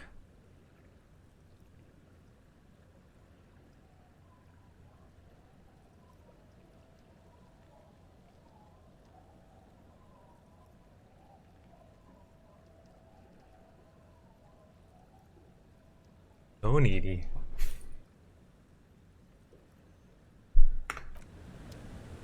Alright, who's waiting for me? Look what the tide brought him. Oh. Harry, you're bleeding all over the place. You're half dead. Whatever this is, it is completely unimportant compared to what you've just seen. This is the man with sunglasses from the Whirling in Rags. But where are his sunglasses?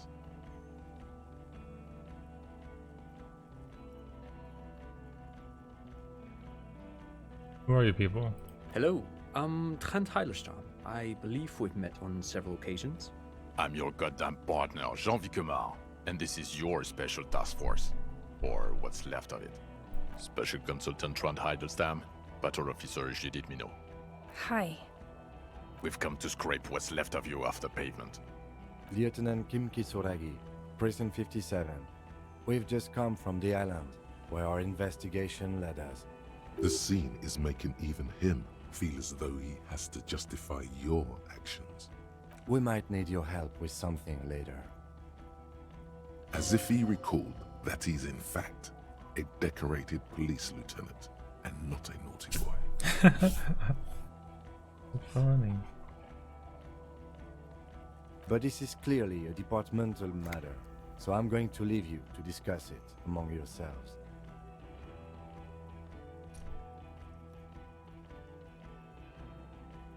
No, Kim, you gotta have my back. Let's destroy them. It's good to meet you, Lieutenant Kitsuhagi. Letting the lieutenant know he shouldn't feel embarrassed over the shitstorm that's about to befall you.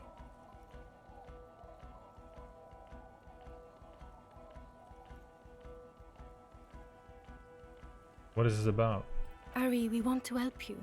Trent, I believe this is where you come in? I don't quite know what I'm doing here. I was asked to participate as an expert. I think I need to manage your expectations a little. I'm at best an enthusiast in cognitive science. My background is in something else entirely. I engage in neurology on a merely theoretical level. In fact, I should probably get going. No, Trent, it's too late. You're part of this shit now. What have you got to say for yourself, shit kid? What does he have to say for himself? He left you to catch the bullets.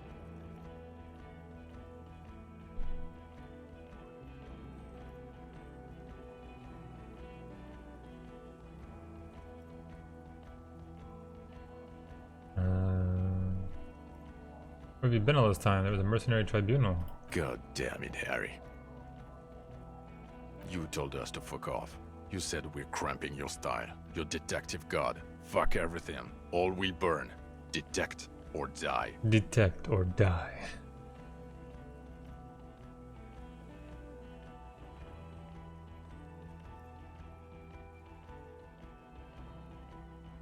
Wait, so you let me face a squad of trained killers alone just to teach me a lesson? It wasn't like that. Fuck you, Harry. We didn't know there was gonna be a tribunal, did we? I said all those things. I'm not like that anymore. Are you sure? So you haven't been telling everyone what a boring cop you are? And that you should kill yourself? People say you've been out of your mind. I asked around. How'd you know I was here? The cafeteria manager you fucked over told us where you went. I understand. Art told you. And people on the street helped us too, with your whereabouts. You're a legend among the drunks, Harry. A legendary local drunk.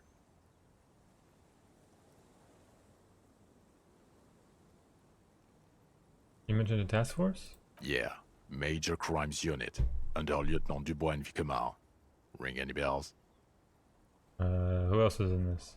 Refresh your memory? It's a goddamn Major Crimes Unit. There's you, me, Jude, Tron fucking Idlestown, and Guillaume Baby. I'm technically just a civilian advisor. Oh, fuck you. You're part of this shit show. Who's Guillaume Bevy? Oh, that's an interesting story, actually. Guillaume Bevy is a police reporter who joined our team. He was really good. Then he left because he lost faith in your ability to lead the unit. Other people have left too. Good, smart people. People we won't get back. Only me and this really patient patrol officer are still here. And Tron because I'm forcing him to stay. Is this Guillaume Bevy blonde and partial to sunglasses? See? There. He's getting it. I was impersonating him. Look at me, I'm G. Bevy. It was going to be funny, but then you really did have brain damage. So not so much anymore. He sincerely thought it was going to be amusing. For both of you. Okay, so what does the unit do? Do? It's a major crimes unit. We clear the desk of cases so Precinct 41 doesn't look like the worst station in town. We are shit tier now, Harry. Because of you. The 41st isn't...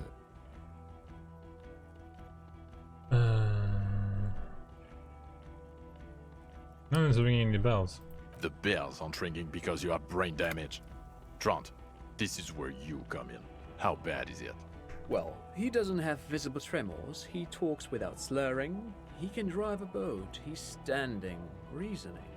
All good signs, but complete retrograde amnesia, episodic and semantic. Meaning, you forgot both who you are and the definitions of money, Isola, Pell, and so on. As displayed in the station call, our interactions with him, and I don't want to be a snitch, but also mine with him before when Harry did not seem to know who I was. It's all very interesting. Interesting? Yes, interesting. I have my theories, but I would like to hear Harry's thoughts first. Harry, what do you think happened to you?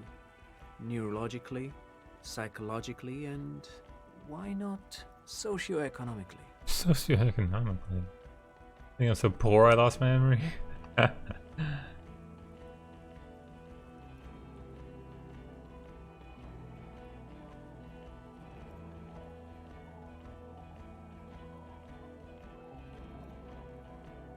I drank so much I lost my memory and I'm now slowly recovering it. He is. He's getting better. And I can confirm that he drank a lot of alcohol prior to it happening. I believe he drank. People do that, especially this one. What they don't do is forget their whole life because of drinking. But Detective Vigmer, he has blanked out before. Yes, a couple of times. After some of the more serious benders. One was after the two drunks case, the other when we looked into that mural. Interesting. So at first he dipped his toes into it, prepared. That's where he would have gotten the idea, yes. Practice. And then he used alcohol to get there, so to speak.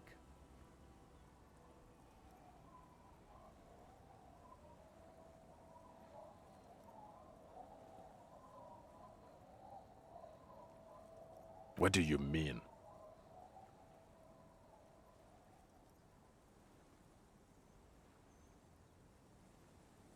Well, here's my theory.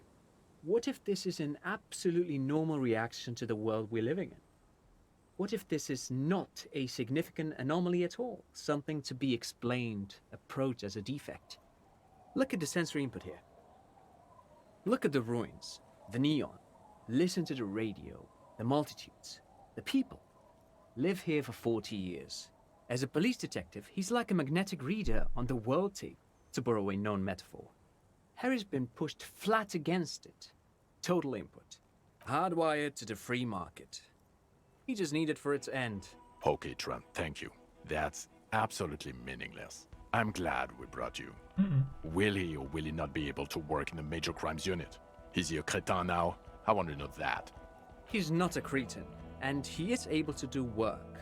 If not in his previous leadership role, then as a line detective.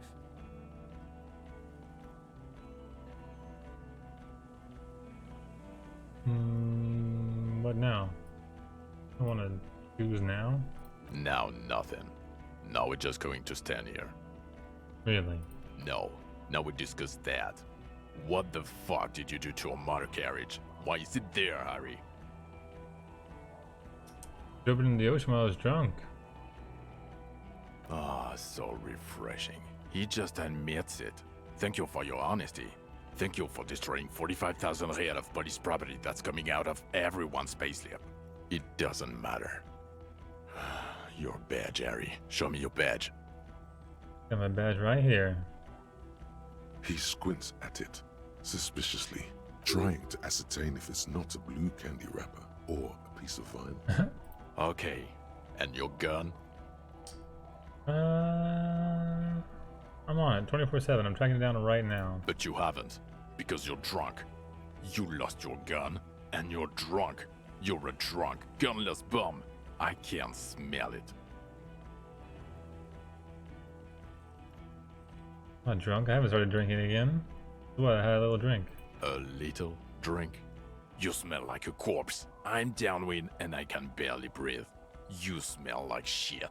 You let a suspect escape, Harry. Glacier something. Because you were too drunk to assess a flight risk. We've read the reports. Lieutenant Kitsuhagi's. We know. Didn't he agree that she wasn't a flight risk? Bastard.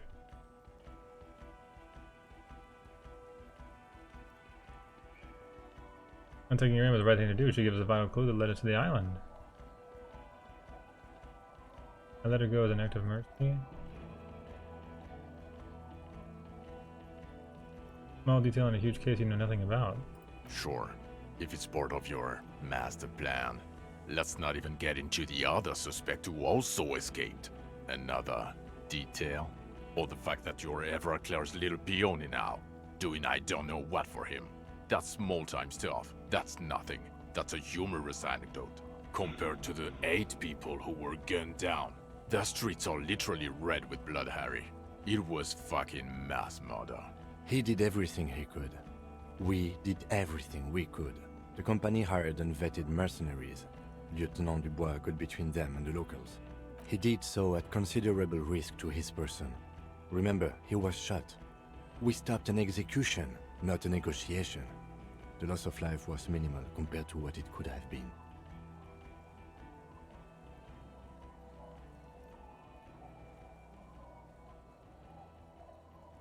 There's a massacre. We were wiped.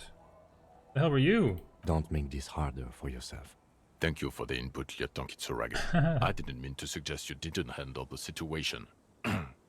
You've spent the week with him on this case. What is your take? On the case?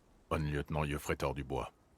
Well, the drinking, the lost gun, also losing his badge, that's all true. And he's been drinking on the job. The man sighs deeply. Then there's the boring cop issue. Despite all the obvious and almost grotesque mannerisms and sartorial choices, he still insists he isn't characteristic enough. It's just strange, especially in light of his political views.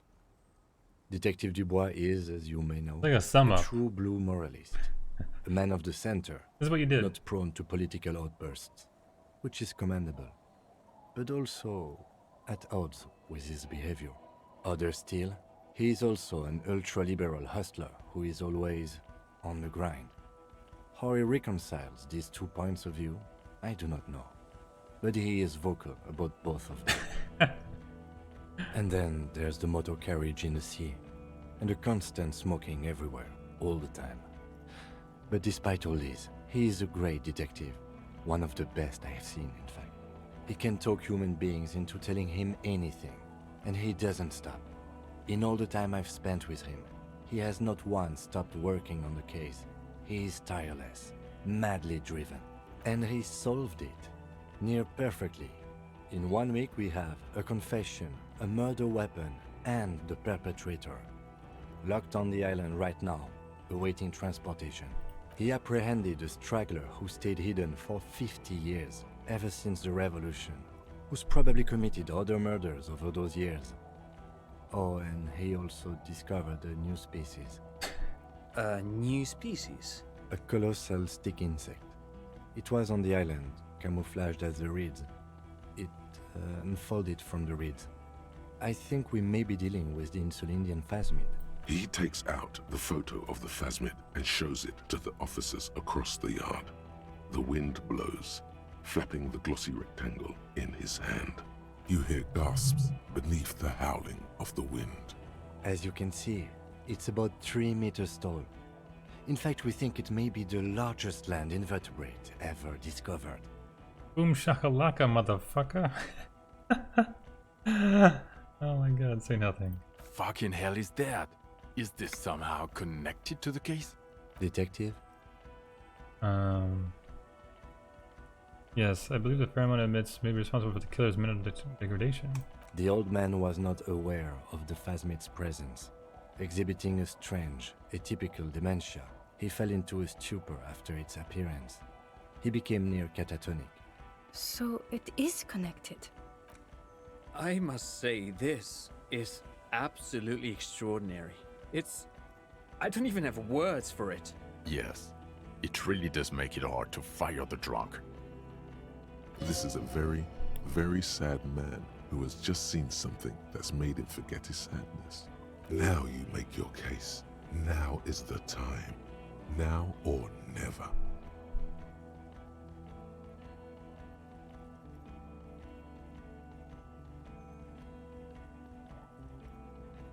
What do you say? You want to take this hot shit back? Point to yourself. Alright, the killer, we have a strong motive for him. Lilianovich. A revolutionary matronym. I don't have time for this. Straight to the motive, please. Of course, excuse me, I just thought it was noteworthy. He wasn't quite sure about the straggler before he heard this detail.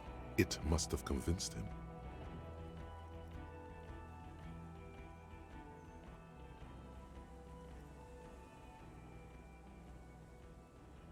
You killed the mercenary in an act of jealousy. Jealousy? I thought this Lilianovich was an old man. To have been hiding for 50 years. Like 70-something. A strange psychosexual fixation. Aggravated, possibly, by proximity to the phasmid and its chemicals. He himself gave a political reason. Said he had killed an enemy combatant. Also, we have a sniper's nest with full view of the room in which the mercenary died. Right on the island. And 2 officers on the scene that Mr. Dross confessed to. It's a clean win.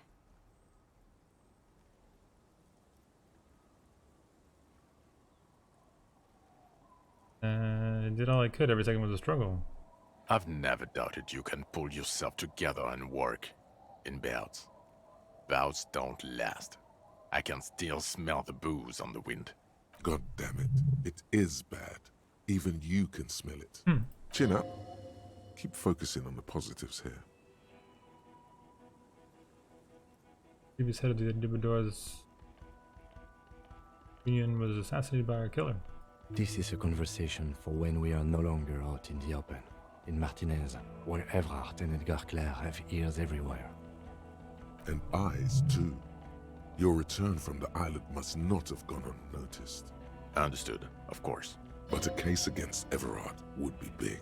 I would prefer not to partake in anything union-related, for political neutrality.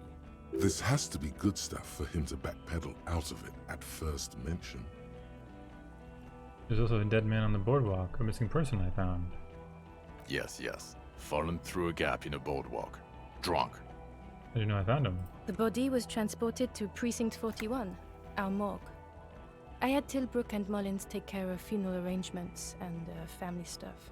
You're not the only cop in the world, Harry. This all comes back to us. Still, good work with the missing person, Detective. It's still a point for you. No denying it. Also, the phasmid was female, and the reeds are its nest. Female? What makes you think so? You had to see it. It had the subdued colors of a female. And the nesting behavior too, I think. Incredible. Were there eggs in the nest? Not as far as I could see. There were other things there, though.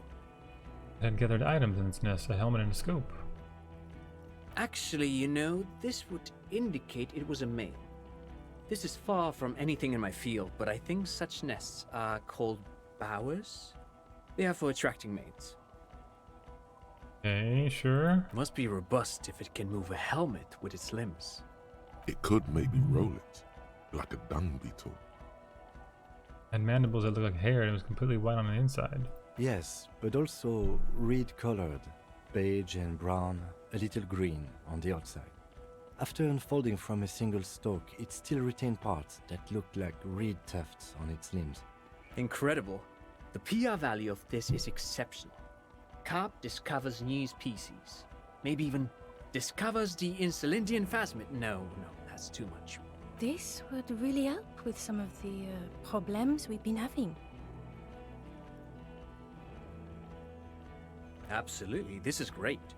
This does not say vigilante murderers to me at all. This says science, news, human interest. You know, it's a really good thing you have that photo. Without it... You're doing good here. Perhaps only for a moment, but still. Quit while you're ahead? Or no? So, what do you want to say? Want to take this hot shit back? That's it. I have to say it. I don't want to, but you discovered a new species and solved the murder. So I have to. Jude? Honestly, anything that ends this trial is okay with me. Agreed. The public relations potential of this is too valuable to let go. Okay. We have vehicles in the square, and the perpetrator needs to be taken into custody. Let's go. Now you will finally get to know who you are. Wait, I have a few questions before we go about who I am.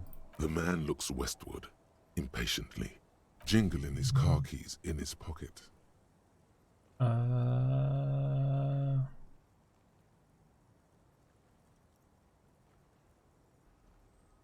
Who am I? Who are you? You're a gym teacher, Harry. What? Well, obviously you're not a gym teacher anymore, but... Or? Before you were a cop, you were a gym teacher in Coron. It's getting really cold outside. Should we maybe... Explains a lot. Harry, it explains everything. The running around, the jumping, the bicep girth, your inexplicable facial hair. Section of fallen sportswear I've amassed? Some of your more old-school wording choices. Your posture, even. The constant stretches. And this guy, too. God, even this javelin-throwing freak here. Huh? When was this? When was I a gym teacher? In your 20s or late 20s. You've really let yourself go since then. Why did I join the RCM then? The regular. You found some chick. She inspired you to fight the big fight. Be more than you are. All that. You, every morning, walking from Voyager Road to teach gym. She, leaving for the academy with her spring coat on. The air filled with the smell of smoke and raspberries, and incredible hope. An ocean full of hope. You said Quran? I was a gym teacher there? Yes, you taught gym in Cool. I believe that's the term. Taught gym at a high school.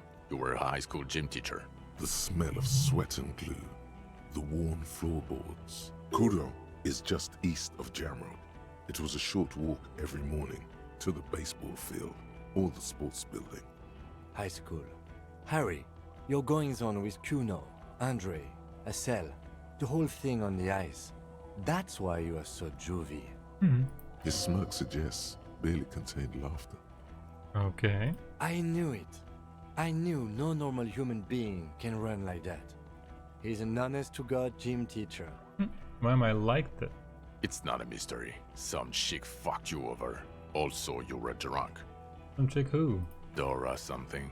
Dora England. Yeah, you mentioned her name. Not Dora Dubois. Dora England? Something like that. Half Vazan. Vasa is where beautifully and impossibly blonde people come from. We weren't even married. No one is married anymore. This is Revachol. When was this? God, I don't know. 6 years ago, she was way before my time. 6 years and you haven't gotten over it? What the hell is wrong with you? 6 years? Yeah, or 7. Oh shit. You're not doing too good there. It's an old man thing. 2 old years equals 1 normal year. That and the Rangalon really tore you a new one. A big one. Who was she? Incredibly bangable. Huh? She was extremely fuckable, Harry. Gorgeous. A gorgeous bourgeois woman. Wayfish. Like a whalekin, basically. I've only seen a picture, but it's obvious you formed a real spiritual connection with how pretty she was. One you never recuperated from. Look, the sun is about to go down. It's time to go. I think she taught in the Académie des Arts, east of the river. Way east. Hard to say which came first, the middle-class chick or the drink. Egg and the chicken kind of thing. My point is, you need to see a psychiatrist about this shit. Not a psychologist. Several degrees harder. Is there something harder than a psychiatrist? A forensic psychiatrist? Go talk to that. In other words, he's heard enough about this. Alright, am I a dirty cop working with La Puta Madre? No. No, because the subjects seem to think... You're too unstable to work for a mob boss. You're suicidal, Harry. No mob boss would take you. I assure you, I wouldn't consult for a corrupt unit. He would immediately backpedal out of it. I told you it's not that bad. Thanks, Volition. Precinct 41, what kind of station is it? Us? We're the bloody murder station, haven't you heard? We're the bad guys. No one likes us. That's not true. Jamrock is too big for one precinct. You are just understaffed. And everyone respects the 41st. You have Captain Price. Thank you, Lieutenant. You're being kind. It is an understaffed station and the district is too big, which is why we need to... Get back to it. We left Torson and McLean to run the Sea Wing. It's not good. We'll work in the bloody murder station. Okay. It's not the bloody murder station. It's an old converted silk mill with green desk lamps and a coffee corner. A lot of good people work there. Hard. Every day. Jamrock is the largest ghetto in Rivershoal. Faubourg, technically, but it's divided into 11 districts. Jamrock only has us. The press will blow over. Jamrock is lucky to have you, and it's often considered to be the greatest of the districts. You're lucky to have it. Thank you again, Lieutenant. Lieutenant Kitsuragi, what will you do now? Well, first I will go back to my station and write the most detailed report anyone has ever seen. It will have to be good to cover all these. Then I will have a serious talk with my captain. What? Detective, we just stopped a small-scale war. Something is happening to Revachol. I don't know what yet, but it's going to be a hard spring for the RCM. We need to get ready, infiltrate, investigate. Want to do that at Station 41? Talk to Captain Price? I'd rather not ruffle the feathers of 2 captains with my doom-mongering. No, I'm investigate. Come work in Precinct 41. Work with Price? I'm flattered, but I don't know if I... Would fit in. Am crazy enough. Can take the stress. He doesn't know how to finish the sentence.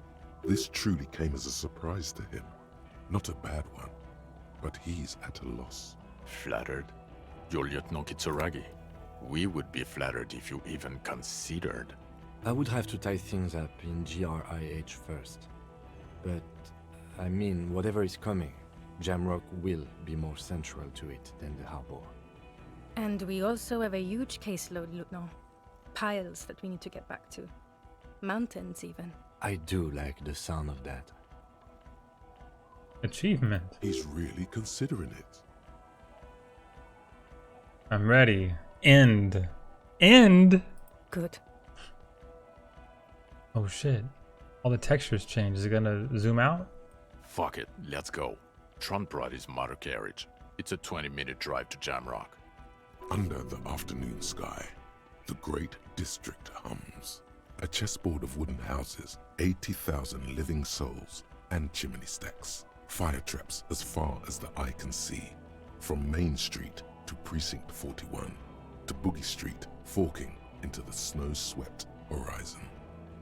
You close your eyes and hear the dogs bark. A lone woman sits by a factory window, dreaming of meteorite strikes. On Rue de Saint-Jérôme, a square bullet slides into a square-shaped chamber. In Old South, a man without eyelids smiles. Spring has come. It's time. Dawson? Yes. McLean? Yes. Heidelstein? No. Vicmere? Yes. Dubois? Of course. Really? Nix Gottlieb looks up from the list. I hear he's unstable. You say that like it's a bad thing. Captain Potomny Price gestures with a ballpoint pen. It's dim in the office, and the curtains are drawn. Harry's our man. He'll pull through. When he does, he'll side with the RCM. Understood. Gottlieb returns to the list. Minot? Of course. Wonderful. Then can we please just go back to Jamrock now? It is happening.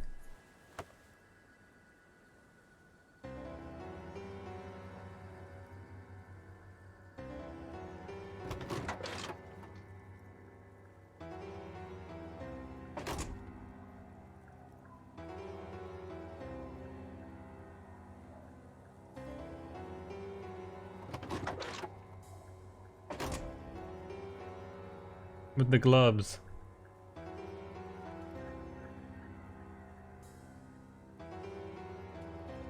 Look at my character.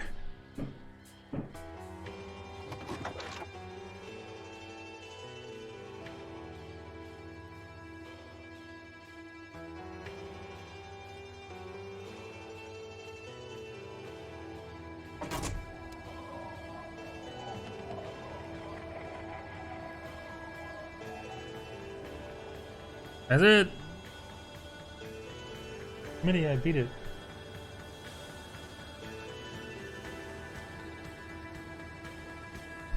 That's crazy.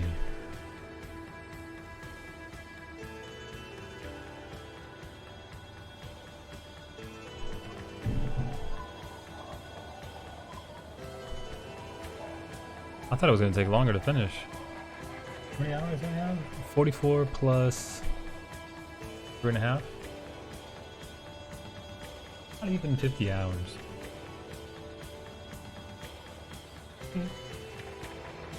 He's gonna cough.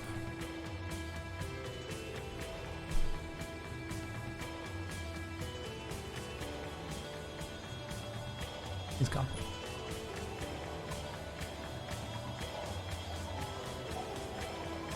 You see the game in? Nice. Yeah.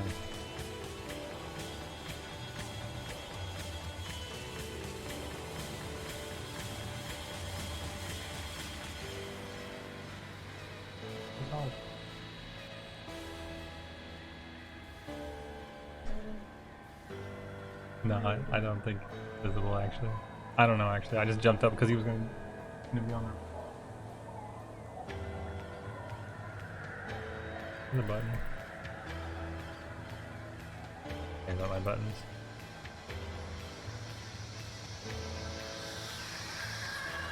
I'll do intro.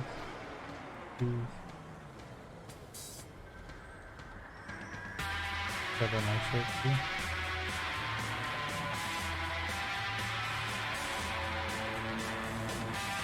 Ancient reptilian brain. This person. Uno. Good.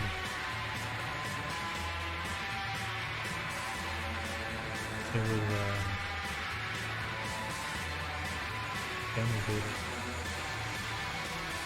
That's what it did. Yeah. If you were gonna play a game like this, you'd have to do this one. You know? Why would you choose the other?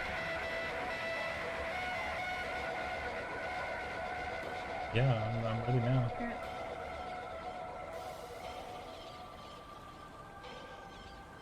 That's awesome. Yo, I could not get anything. Thank you. There's always like 10% chances too, because that's that you wanted.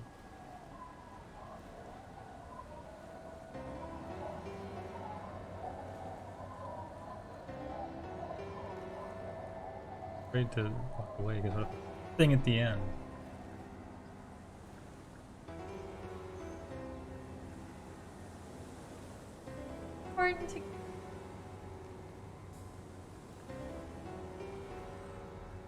Side by side or something. Come on now.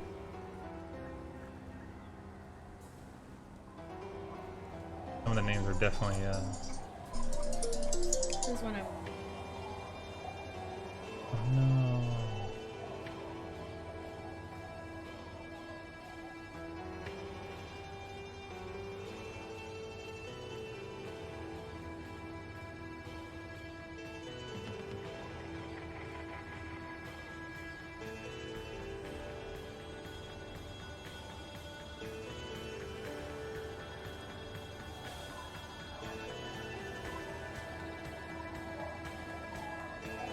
Localization.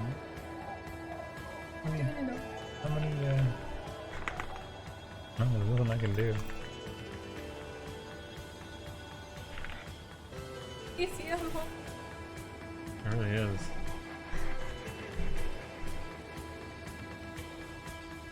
And I'll be remembering my father. Brilliant.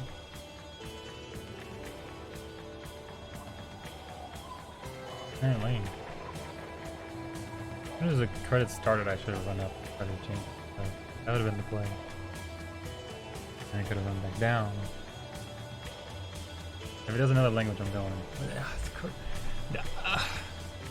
Portuguese. Just yell at me, okay?